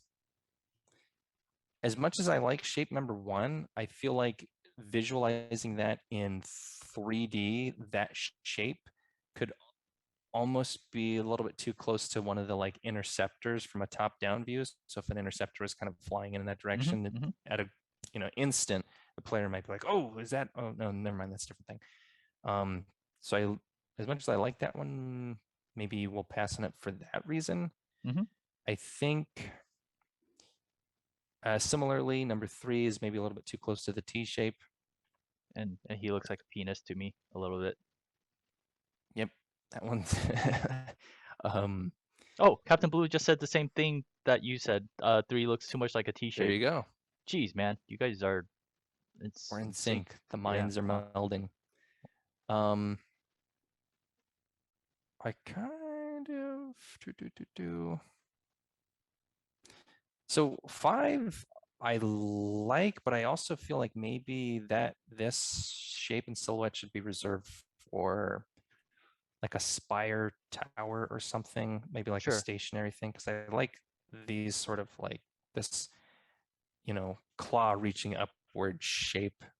And Mhm. actually, Mhm. that might be kind of cool for like these things are holding the canisters of fuel, and maybe the other ships drop in on top, like attach here, and then Mhm. suck the canister up into them or something. I don't know. I don't Mhm. know. Mhm. But I'm kind of like between these two, between 2 and 4, Okay. and I like the ratio, the like body proportion of 2, but I like the shape of 4. This sort of like, um, Maybe do like a combination of 2 and 4 together. yeah, yeah. Can we try a combination of 2 and 4? Sure, of course. All right, that's my And pick. Captain Blue Blue says I have to say 5. Captain Blue Blue. All right. Thank you, Captain. Yeah, All right. So I will do a exploration of 2 and 4 and see how that looks. And it would help if I do a isometric sketch, like a 3/4 view too, just to see how it mm, looks. Because right now, obviously, it's so much easier to design front view for these guys because sure. it's just easier. Um, yeah. Okay. Okay. I'll go ahead and do a combination, another exploration of 2 and 4 together and see how they might come along. Excellent. Yeah. I looked at the. Can you guess what reference I used as inspiration when I drew these? Can hmm. What about you guys, chat? Um,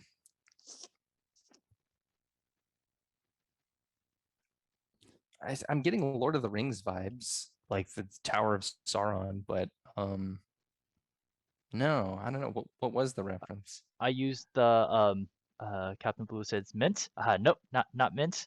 Um, I looked at the StarCraft Protoss pylons.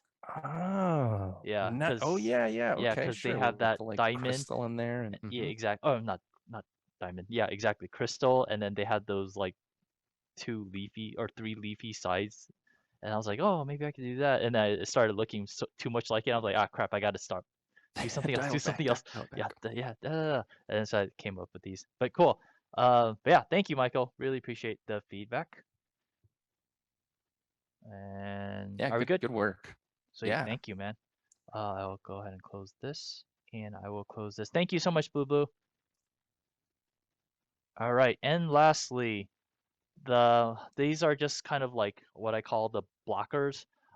Remember there's like a T, mm-hmm. well, I could actually pull the other one up, but we could do the other ones too from the first sketch that we did.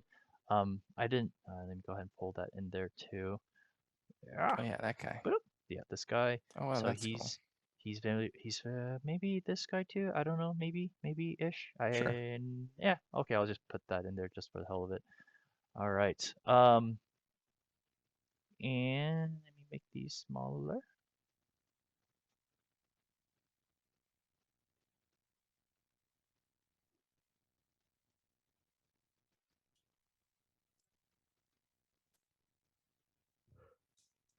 so, and like that. All right. The functionality of these are kind of they're protecting the mini boss. Mm-hmm. Yeah, the idea behind these is that they are, projecting some kind of shield Hmm. from their arms, right? Um, so I really like, I think 3 is probably my favorite, but I really like both 2 and 3, especially because the shape of the top arms almost looks like, a person kind of going like this, like, hey, almost like they're trying to stop somebody, which is Right. perfect. Number 1, because it's got those projections at the front, it feels more like it would attack as Choo opposed to choo. defend. Yeah. Yeah, I can see it shooting little lasers out of there. Um, so I really like 2 and 3. Uh-huh. Something about number 3 because it's like a Triforce instead of like a quad 4, Mm-hmm. like a 4-way X. Something about that seems a little bit more interesting, a little bit more like alien and kind of like a drone. But you know what? Going back to silhouettes, that it's also a little closer to that T shape. So maybe we Mm-hmm. do move with the like X shape for these like shield bots. Um, but I like both of them. And I like on number 3 the sort of like this this like spade kind of shape of the arms here, and that they're a little bit thicker here. Mm-hmm. These Mm-hmm. have this kind of projection outward, which I guess is kind of cool. But yeah, um, I don't know. These proportions here on this one, where it's like kind of got a fatter neck right Mm-hmm. there, I think Mm-hmm. is feels a little bit sturdier, a little bit more like a shield to Sure. me. Sure. Um, so I think I like the overall design of 3 better. Um, but maybe we just be cognizant of. And actually, you know what? This would be appropriate to have this is almost like a T-shaped variant because you can see it's almost like a Y shape Right. because this is going to be doing a similar flight pattern as the T-shaped ones, where it's going to come in front of the player and then it's going to track with the player kind of blocking the thing that's being shielded behind it. Mm-hmm. Mm-hmm. So maybe it's okay for us to use like a Y variant that's like it's in the family of the T shape, but it's Right. a little bit It's different. It's not different. actually going to Sure. attack you. So I think Sure. I've just convinced myself that I like the Y. I like number 3, I think. Cool. All right. So should I circle this? Good. Yeah, sure. Awesome. All right. Very good. And also, Captain Blue says, I want to see the shield of 5 between the arms of 2. Sure. I want to see the shield of Yes, I see what he's saying. 5 between the arms of 2. So this is 2, right? Hmm. That shield, I'm envisioning it expanding quite a bit more, though. Like it wouldn't be just between the arms. It would, kind of like with Reinhardt's shield, he's got that little cross on his forearm, but the shield Yeah. expands well beyond that. Right. Right. Right. Right. Yep. Oh, good job, though. You got that done pretty quickly. Something like that. So like for that guy, I would think his shield would go maybe about like that big around him. Maybe it's the blue part that that we want, not the Yeah. yeah. Yep, I think so.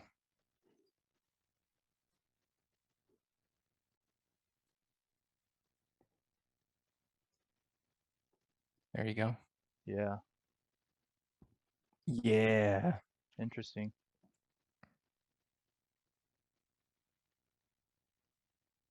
Yeah, that's cool. Yeah. Well, I mean, to your point, yeah, like you said, this shield should go a lot bigger, right? Not just Mm-hmm. Mm-hmm. yeah. Oh, shoot. I like that shape too. I like the idea of the shape of the shield kind of mimicking the shape of the ship, kind of doing this sort of a thing. Right. And that shape And I drew then is a little crappy, but you get the idea. yeah, and then they kind of Yeah, form like a exactly. thingamajig. It looks like crap, guys. Sorry. No, But that looks cool. Like yeah, I'll make it. I'll the vision's design it. there, Yeah, I'll design it in a way where they can all like uh interlock or. exactly. Very much like Guardians of the Galaxy when the at the end when all the interlocking planes form like a shield. Mm-hmm. Yeah. One note though, with regard to that, with the shape, don't feel like you need to make a shape that is impenetrable, that like you can line them up in a grid and there's no Oh, right. holes. Right, right, right. It could be okay for there to be some holes. Like maybe it gives the player an opportunity to like, I'm not going to bother shooting the bots. I'm Right. just going to try to fire in that like narrow Hmm. little Hmm. Hmm. window of the chink in the armor. Yeah, yeah. Cool. All right. So I definitely and thank you, Blue Blue, for that comment. It definitely sparked that idea in our heads. That's awesome. Okay, so I'll definitely do number three. I'll do a cleaner version of this guy, and we shall move forward. Excellent. Sweet. All right. Okay, and that's the last one. Yay. Awesome. Good Sweet. job, Chris. Like that was a Yeah. lot of work Yeah. for No, it was just like 3 or 4 days. it was a lot of fun just doing these. And at first it was challenging, like I said before. Like there were a few days when I was actually doing these, and I was just struggling. And I was like, I'm not worthy to be an artist. I suck. I'm spending way too much time on this. This is unproductive. Bad, Chris. So sometimes I go through that, and I feel super blah, like super awful when that happens. Um, Let me go ahead and stop share. Yeah, there you go. That's Um, that's just part of being an artist, I think, yeah, is that yeah, self-doubt and imposter syndrome. You'll yeah. never get rid of it. Um, but yeah, no, thank you so much, Captain Blue Blue, and for you guys who are still in the chat, watching. Right now we're gonna go ahead and go to the Q&A section, and this is the part where we just kind of just hang out and chat. And just kind of catch up on what you've been doing, Mako, and what I've been doing, and what you guys been doing in the chat fam, especially Captain Blue Blue. Captain Blue Blue, if it's too late or too early over there, please get some rest, because I know in Sweden right now it's probably like 6:47 a.m. So please definitely get some rest if you're still up, man. We definitely value your input, but we value your health even more. All right. And I kind of so Michael, I kind of want to do like a little special shout out for those of the people in the chat have given us feedback. I want to record it, and I want to um I don't know, whenever we do like a book or something, I kind of want to put their names, give them credit for, oh, these are the people that had a little influence, or not little, but that influenced the choosing of the various designs that we had. And, thank you guys so much. And these are the people: Blue Blue, Red Dragon, Wonton, and, XYZ. And I think that's something that we can do. Just say thank you for being here and giving Yeah, us input. absolutely. Yeah. Ah, man. Captain Blue says, "Oh man, I'm pulling an all-nighter. It's due date for the prototype segment of the thesis.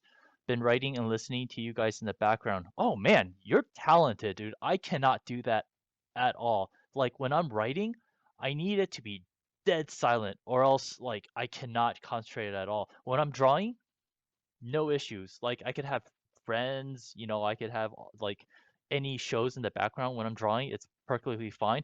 But when I'm like typing in an email, it needs to be dead silent, or else I'm like, "Hello, I need to oh, fuck, what do I need to do? Yeah, close." And then I could, start typing. It was so hard to type when I'm in like the office setting, because people are like talking behind the cubicles. I'm just like, "Oh God, this is so hard to type." Oh. I don't know. What about you, Michael? It depends on what I'm doing. But usually when I'm working, because like Captain Blueberry says, like he hates silence when he's concentrating.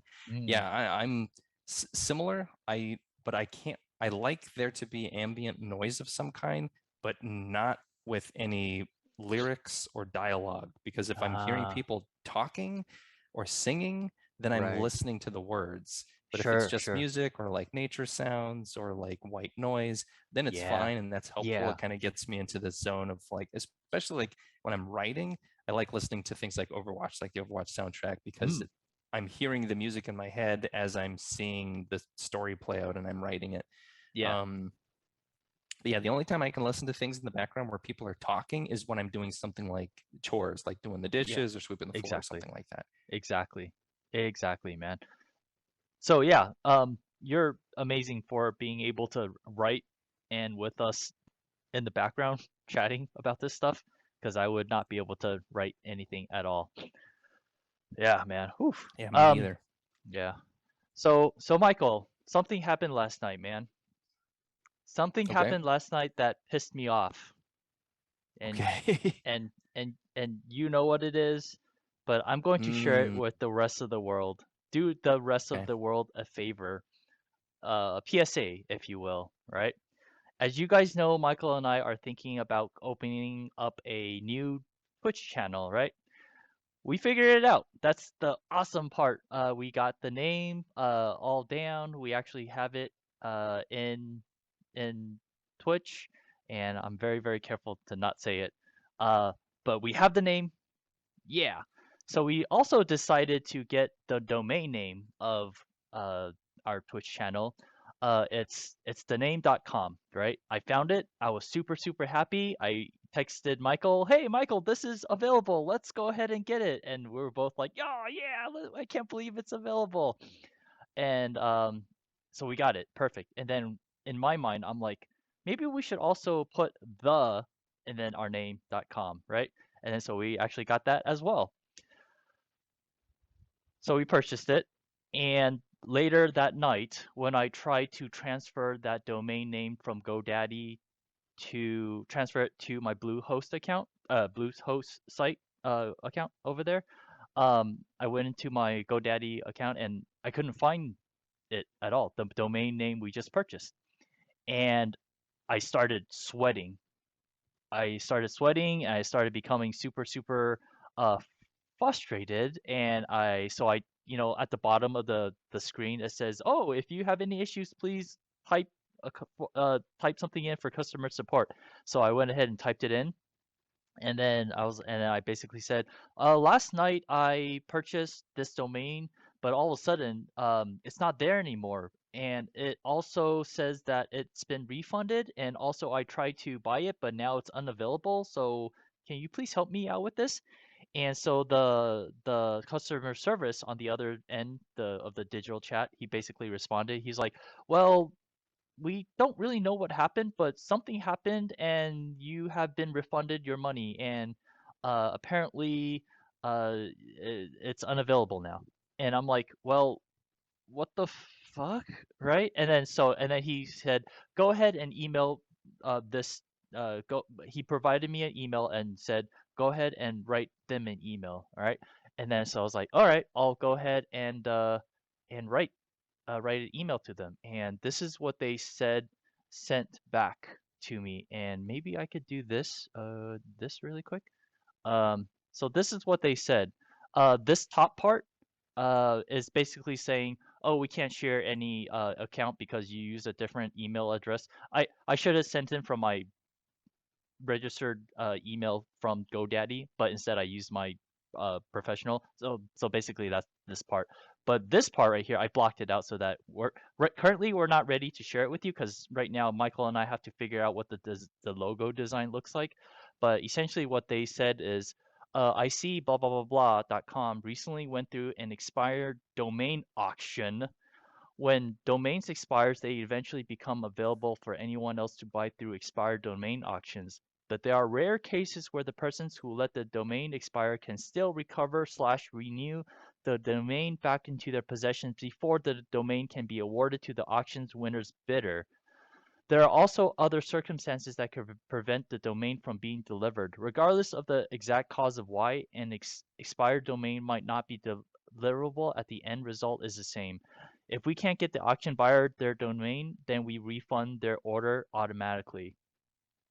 So, realizing that, I guess that's the way they do it. Apparently, when Michael and I were on that site, when we bought it, we had no idea that we were up for an auction. And since we bought it, the GoDaddy actually sent those people, the previous owners, that an email saying, "Hey, someone else is gonna buy it. You better buy it or you better renew it." And then they did. So we lost it. So, and I'm just like, Michael, did you see at all anywhere it says this is an auction, right? Did you see anything like that at all when we were buying it? Not No, at that was all. that. Yeah, that was the most shocking thing is nowhere did it say like, "Hey, just so you know." this is an auction here. Like there's no guarantee you're actually getting this. No Yeah, warning, no nothing. It was no, nothing. just like buying any other domain. Boy, I was absolutely upset. And Michael went on Overwatch, and I just messaged him. I'm like, we need to talk, or we need to chat, right? And then so basically that's what happened last night.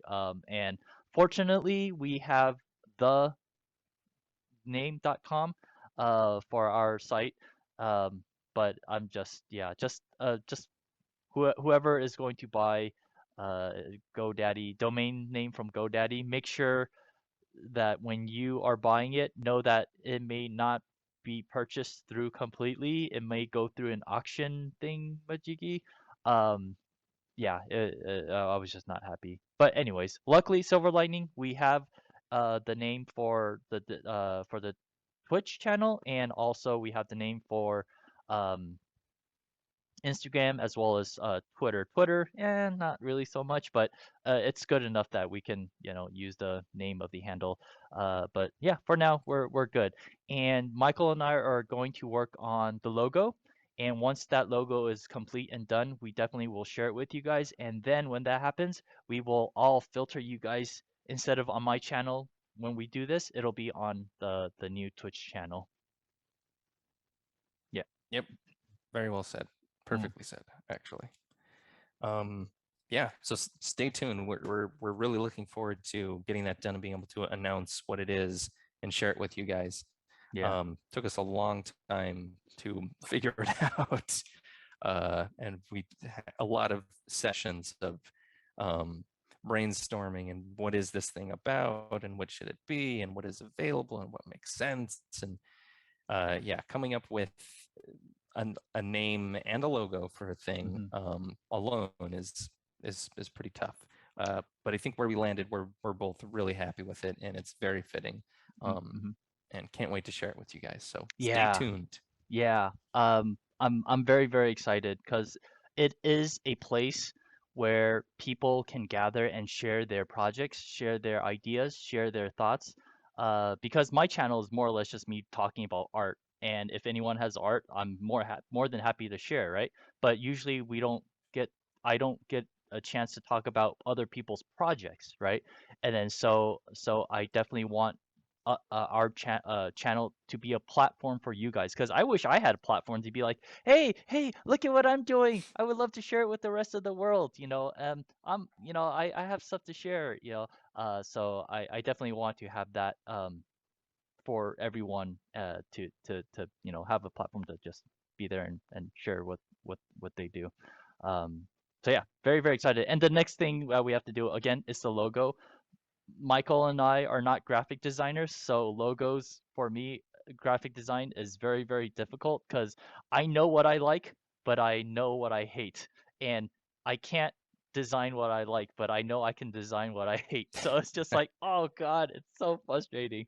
Um, yeah, it'll be a slow process, but I'm going to work. Michael and I are going to work very hard to hurry up and get that done. Just like how we were struggling to get the name, but we actually got it. Horizon Hey, Onward traded Oh my wow, you're stream getting with raided. 16 Horizon A big views. part. onward! Thank you so much for the raid. You are awesome. Hello, Thanks, Horizon. everyone. Hey, thank you so much. Hello and welcome. This is an awesome race. Thank you, thank you. My name is Chris, and this is Michael, one of my design buddies. Currently, we just finished a game session, or not a game session, a game design session, talking about some of the programs that Michael has done in Unity, as well as some of the sketches that I did for our game that we are working on. Currently, we're calling it the Project Rail Shooter. We don't have a name for now, but it is a rare rail shooter game, kind of like think of Star Fox, right? You have a plane and then you're just flying around. Michael, would you be Oh, sure. willing to pull that up to just Yep, show the chat as well as the raiders what we've been working on? absolutely. Horizon, how are you? Thank you so much for raiding. How was your game? By the way, after you show your stuff, I want to show what Horizon Onward was actually Ooh, playing today. He was playing yeah, this game called No Man's Sky. Have you heard of this game I before? have. That game's Okay, got an amazing story of how that came to be. I heard there were like death threats. Horizon Onward said like people were threatening the game developers, and then so they had to push that game forward because of the death threats and everything. But before we talk about that, Michael, share with the chat with Oh, what you've actually, been working on in Unity. And bear in mind, guys, sure. we are basically learning this from the ground up. And I'm gonna Michael turn has these been off. watching this tutorial, and he's again from zero, from nothing, watched a tutorial for about 2 weeks, 2 3 weeks that you've been doing this, and this is what he's created so far for the game that he and I are doing. And I am super excited. And Horizon, this is exactly why when I saw your game that you were playing, that really triggered me, that oh my God, it's so cool. It This is exactly the reference, the inspiration that I want to share with Michael. And apparently Michael knows this game already, so or the game that you were playing. I'm the noob here, so yeah. Michael, sorry, No, go it's a ahead. no. That's great and good choice. Yeah, No Man's Sky is a really interesting case study in video games. Like kind of unprecedented. I don't think there's any other game in game studio that did what they did. Uh, there's actually a really funny and well-made internet historian video that kind of like highlights the history of, I think it's called the Ingoodening of No Man's Sky. Mm, Um, yeah, it's kind of long. I think it's like more than an hour, but really good content and just breathtaking what Hello Games did with that. And funny enough, Hello Games, who made No Man's Sky, is the same company that made The Last Campfire. Yeah. really? So yeah, those guys are Wow. they are really, they're a really talented group of people, and I can't wait to see what they do in the future. That's cool. Captain Blue Blue says the Ingoodening of No Man's Yep, Sky. exactly. Nice. I love a comeback story. That's cool. I watched that one Yeah, today. the the short version is that Yeah. they were a really small studio that had this very ambitious idea for a game, which was like a procedurally generated uh, universe of like millions or billions of planets, and that Mm, you could get in a ship and fly from one planet out into space, fly to another planet, go down and explore, and it would be this completely unique random environment that even the game programmers didn't know would be there because they would just write the system that would create these worlds. And so you would have this entire universe, and the plan was like everybody should try to get to the middle of the universe and find out what's going on. There's like a mystery, like what's at the center of the universe. right. Um, but it was a small team of people, and this was this really ambitious idea. And Sony got involved and was like, "Yeah, we want to back these guys," and got people really hyped up about it, really excited. And then the pressure was on because it when they showed the game at a couple of I think I'm not sure if it was E3, it might have been like a Game Awards show, but everybody got so excited. It was like that's the most exciting thing at the show. So it was like this best in show game, and people were ravenous for this. Like this is going to change Hmm. the industry. Yeah. And with that kind of hype and pressure, they were like doomed to fail. Yeah. And they got pushed really hard and put into some, got pushed to deliver in a way where they put them between a rock and a hard place. And then Sony was kind of like they were a bit honestly they were kind of jerks about it, where they Oh no. didn't really back up the studio, and the game came out and it wasn't what people had hoped. It was full of bugs, it was really glitchy, and it was a big That's what mess. Horizon said. Yeah, that's what Horizon said. Yep. Yeah, and but and that caused like a big backlash and a whole bunch of problems. But that team, to their credit, they stopped interacting with the backlash, and they just started working on the game, and they started Hmm. making the game better and better and better. And Hmm. even to Hmm. this day, they're continuing to release and make good on all the promises that they originally set out, like this is the game that we're going to make. Right. And they have consistently made that game better and better every year, and it's an astounding journey of triumph over adversity, especially in a creative capacity. So yeah, definitely check out the Ingoodening of No Man's Sky. That video is a little old at this point. Sure. The Ingoodening has continued even past when that video was made. But yeah, No Man's Sky, whew, that is a very fascinating journey. Yeah, yeah. And hi, Wazen, hey, how you doing, man? Good to have you in here. Hey, Um, what's in? Hey, Captain Blue says they basically, as a company, went from creating three mini games to, for their fourth project, create the most ambitious sandbox game. Yeah, again, like when I saw Horizon Exactly. was playing it, it was like he showed me how huge the universe was and how you can, travel, to those places. And it's not just a playing game. You also get to walk around in various environments too. I was just like holy crap. Totally. Oh, Luna's here. Hey, Luna, how are Hi, you? Luna. Luna, meet my friend. Did I already introduce you guys? Meet my friend Michael. I Uh, feel like we may have kind met of, already. maybe, sort of. Maybe Yeah, the first stream. yeah. But yeah, Luna is one of the OG people. Captain Blue says, so I expect big things from you two after this game for your next project. Oh my God.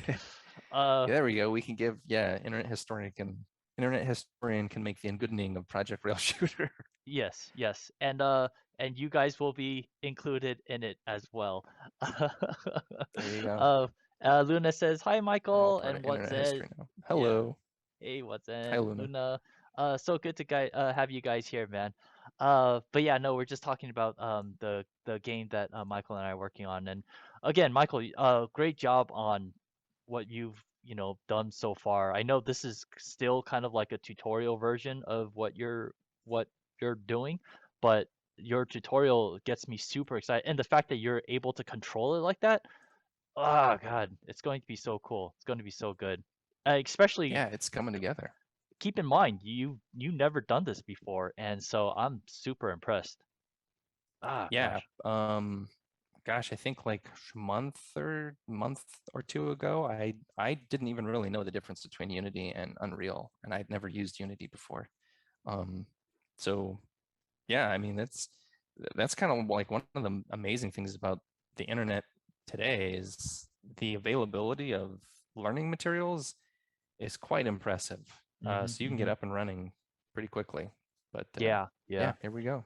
And I would say now, I think I had this conversation um with either Blue Blue or someone else, but basically I said that nowadays, if you want to learn something, if you want to do something, it's very possible you can do it. It's within your grasp because all you got to do is just freaking YouTube it and learn it. Whether it's video game creation, whether it's drawing, whether it's learning how to sew, whether it's XYZ, thank goodness there's YouTube and the creators of YouTube. If you guys out there in the chat has made tutorials on YouTube, thank you so much for it because without you guys, I wouldn't be where I am with my Photoshop as well as my Blender, um, 3D. So yeah, it's now more than ever you can learn anything that you want. Yeah, But yeah, totally. yeah. So how are you guys doing? Anything new with you, Luna? How about you? What Zen? Is uh is Horizon still there? Thank you again for the raid. You guys are awesome. Oh, by the way, this is a super shameful plug, but since you guys are here, I'm trying to get my YouTube channel to 100 subscribers so that I can have my own custom like youtube.com/channel/lead design studio. Because currently if you do it, if you type it in, it would be like some random numbers and letters. So if you guys can, please help me out, YouTube. If you guys already have a YouTube account, please go up to that. You notice the whole bunch of gobbledygook after the channel. If you guys can, please subscribe so that I'm trying to get to 100. So if and when I do get it, I'll be able to get a custom link. So yeah, and if you guys have done it already, thank you so much. I really really appreciate the support. And I'm very very grateful. Thank you guys so much. But yeah, Michael, is there anything you want to catch up on? Anything you want to do? And chat, if you guys have any um questions at all. And Captain Boo Boo says, man, I have, how do you say this word? Democratization. Democratization of knowledge. Yeah, seriously, for real. But yeah, Michael, do you have anything in chat? Do you have any questions for us? This is currently an AMA session or a Q&A session, whichever acronym you want to use. Um, Yeah, I don't think I've got anything else. I know my homework for next Oh, time, I'm homework. Yeah. going to continue with the tutorial. Um, the next, I know the very next lecture that I have in the course is all about Unity prefabs, which I talked about earlier as being something Mm-hmm. that kind of like tripped me up. So thank goodness. Mm-hmm. So I'm going to do that, and then I think we might be getting into some collision stuff where we can actually start colliding with the environment and or shooting enemies. No promises. I might not have that ready by next time, but I know that's coming up soon. Right. Right. Um, and other than that, yeah, I'll just keep working on Mm-hmm. the other channel Nice. and getting that ready for us. Very cool. And for my homework, I will be working and beautifying all the selected bots that we picked and make a Hmm. front side top view of them. I will also try my best to create some sketches for the hero spaceships. Michael, you kind of saw it. Got a quick sneak peek Little of sneak on peek. it. A sneak peek. I'm not ready to share that yet because I haven't done any great work on it yet. But yeah, that'll be my homework, and I'm very curious as to how that's gonna turn out. I'm always curious because what is future Chris going to do? I don't know, Hmm. That's right? a problem for future Chris to worry Yeah, about. he has to worry about. And then future Chris is like, "Damn it, past Chris!" It's like, Yeah. oh What God, have you done to I us? know. Jeez. Oh, um. Oh, by the way, Michael. So if you guys weren't here last session, I've actually ordered a book that Michael has written, and I sent it to my friend's daughter so that she can read it. Michael actually wrote a book. It's all about storytelling. Michael's not just a game programmer, gamer enthusiast. He also is an amazing storyteller. He actually wrote a book based on, or not based on, but he wrote a book all about storytelling. And Michael, the book actually arrived to my friend, and he said it Wow. was in perfect book quality, off the shelf condition. I ordered There you it go. at I ordered it at night, and the next day it was shipped to my friend, and it That's was pretty impressive. that is amazing. Like, hold on, let me just really quick give the chat just show them the book Blockbuster And while we're Blueprint. talking about that, one thing that I realized after our last stream is I, I made a silly mistake. Oh, what happened? Considering I wrote the book, I was describing protagonists, and I get the two of the types of protagonists that I have in the book are the average Joe and the torchbearer. Uh-huh, uh-huh, I misdescribed the average Joe. I was actually describing the happy camper, which is a third type of protagonist.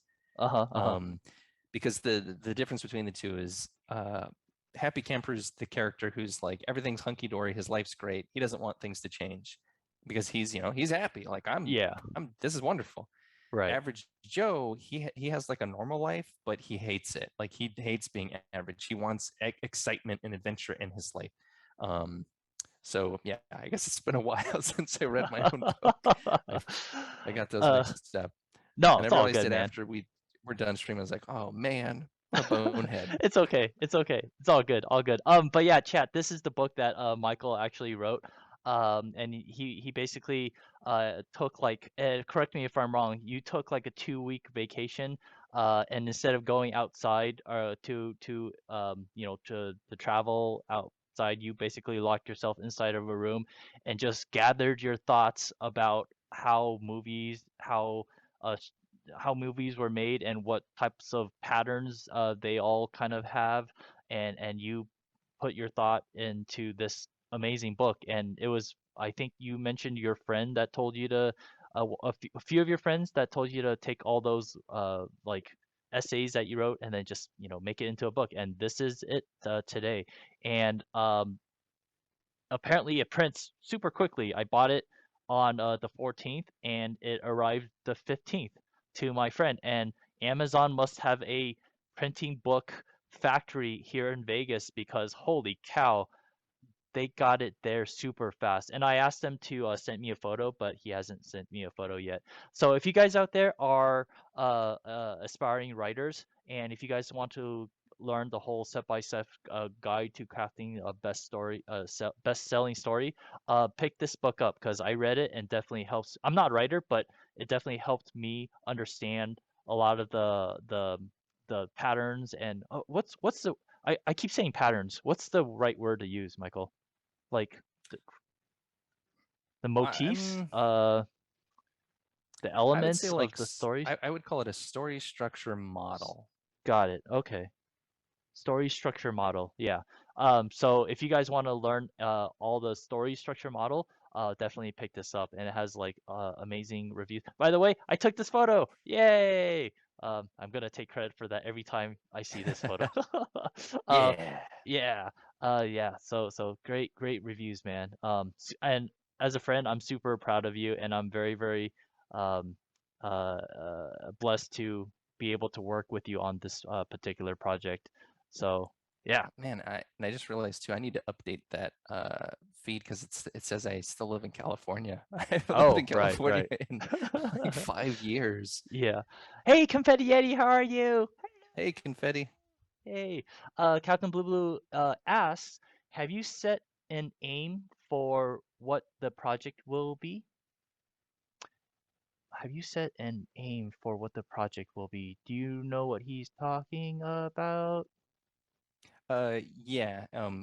So the next couple of questions Oh, uh, clarify a little bit. sorry. Is it one level self-containing game, or is it a demo for further funding, or will you add more levels as you feel like it? Oh, sorry. Yeah, maybe I should read the rest before I ask the uh that question. Go ahead, Michael. Ah, Yes, we have thought a lot about that. And in fact, going into this project, we specifically chose this project uh, in order to have something that was very contained within a very narrow limit of scope. And mhm, that was, we knew that we wanted to make a game and that making a game would require, Chris learning a lot more about Blender and making 3D, or basically both 3D and 2D, just art assets in general for a game. And I would have to learn a lot more about game design and programming. And in the course of doing that, the tutorials that we've been working on made it pretty clear that, hey, we could actually take one of these tutorials, this one that's like this rail shooter game, and just focus on that and try to make a sort of an MVP, which is a minimum viable product, uh, out of that, and see what happens. And then we can go from there. If we're able to succeed with that, then maybe we can make a full-fledged game. If we succeed with that, but we feel like, we kind of did what we set out to do. Let's move on to the next project, and maybe we do that. But the plan for what we're doing right now, I would say there's kind of like an immediate plan and then a longer term plan for this project. The immediate term is to get one level fully functioning, as though you could just put it in the final game. One level with I think about 4 enemies and a mini mini boss. boss. Yep. Um, and so the current plan is to just get that going. And then the longer term goal, if once we do that, we're feeling good about the project still, the plan is to then take what we've learned that first level and then make more levels and complete the game. So basically get to a point where we can publish the game as a PC title on Steam. Um, and then like maybe one more step beyond that, once we've crossed that milestone and we're ready to cross another bridge, then we can talk about, all right, great, we did it. We actually made a video game. It's on Steam for PC. Now let's talk about releasing it on other platforms. Then maybe Mhm. we move to mobile or we see if we can get it on console. But those are all bridges that we're going to cross at a later date. Right now, our sole focus is on getting one level completed. Yeah. Um, Good question. And yeah, and once we complete that level, we would love for you guys, the chat family, to play test it and give us your thoughts and feedback so that we could, make it even better. And we definitely want to have you guys part of the process as well because like today with the whole design process, you guys have basically helped us, pick some designs out, and I'm really appreciate it. Oh, Confetti Um, Yeti asked, what engine are you using and what language is the code? Michael? Yep, good questions. So the engine that we chose is the Unity engine, which is actually it's free. Anybody who wants to download it and use it and learn how to program games in Unity can do it for free. It works on PC, it works on Mac, and the scripting language that Unity uses is C sharp, which in the window that I'm sharing here, you can see on the right hand side. This is the script that basically runs the control input for the ship. So when I click here in the viewer, I can, press the WASD keys to move the ship around inside the frame of the video. And that's what this script over here is doing. It's controlling the way the ship moves and getting those inputs. And that's all done in C sharp. Hmm. Good questions. Yeah, great question, Yeti. And happy to have you here, man. Yeti is always in my chat, and he sends me his sketches, and he's Oh, definitely cool. improving. Yeah, before he was doing like simple anime drawings, now he's like actually doing faces with like value and everything. So it's good. Yeti says, I haven't touched Unity in years. Same here. Same here. Ah, high five. Yeah, but I kind of have to learn it. I don't and and Michael, I don't want you to do the whole grunt of the grunt work of placing trees and making the terrain and all that stuff. I definitely want to be involved in shaping the game as well, like texturing and pushing and pulling. Uh, with that said, though, I want to be involved, but maybe in this first level, um, you can learn everything about it, and then once we expand like level 2, level 3, level 4, then you could educate me, and then and then I could take like, oh, I'll go ahead and work on level 2 now, with the knowledge that you have taught me, so that again, I don't expect you to design all these levels by yourself. Totally. Yeah. Yeah, Yeah, that sounds great. yeah. Oh, Yeti says I made a card game before. Ooh, cool. Cool. Nice. Captain Blue Blue says, I'm really looking forward to the player design. Yeah, me too. That makes the three of us. uh, I'm very curious as to how it'll look too, cause I don't know, man. I'm looking at the asset you're using right now, and that I don't know if I can make something cooler than that. One note though, I do notice that more or less we are like 90% of the time we're just staring at the ass of the plane. Yeah, that's a good point. Yeah, so So the maybe I back of should. the plane should actually maybe have more focus than the front. Yeah, that's true. That's true. Okay. When I'm designing that, I will design the backside, and this is where you guys play the booty song. Cue the booty song. All right. If you guys are, if you're there, make sure you play the booty song. Anyone? All right. But yeah, I'll go ahead and Move what that booty, oh, there show you me go. the booty, give me the booty, I You hear want it? the booty, back Yeah. up the booty, I need the booty, I Well, like no, the because booty, I Oh, oh have that's what right. booty. Twitch muted, Thank. so I'm not getting an echo of Right. Sorry. Yep. thanks, confetti. Yeah, thank you, Confetti, for playing the booty song. Yeah. Sorry, I like to play those kind of The songs booty song. when I'm sketching. So, but yeah, no, thank you so much, guys, and thank you so much, Michael, for sharing that the your Unity stuff. It's so cool. No problem. Every time I see you fly through the environment, makes me uh very excited and very motivated to hurry up and finish all my designs so we can model it and get those assets in the game. Yeah, Yeah. we're getting Um, there. yeah, slowly but surely, man. Yeah, so we've been streaming for about 2 hours now. Michael, do you have anything else you would like to talk about?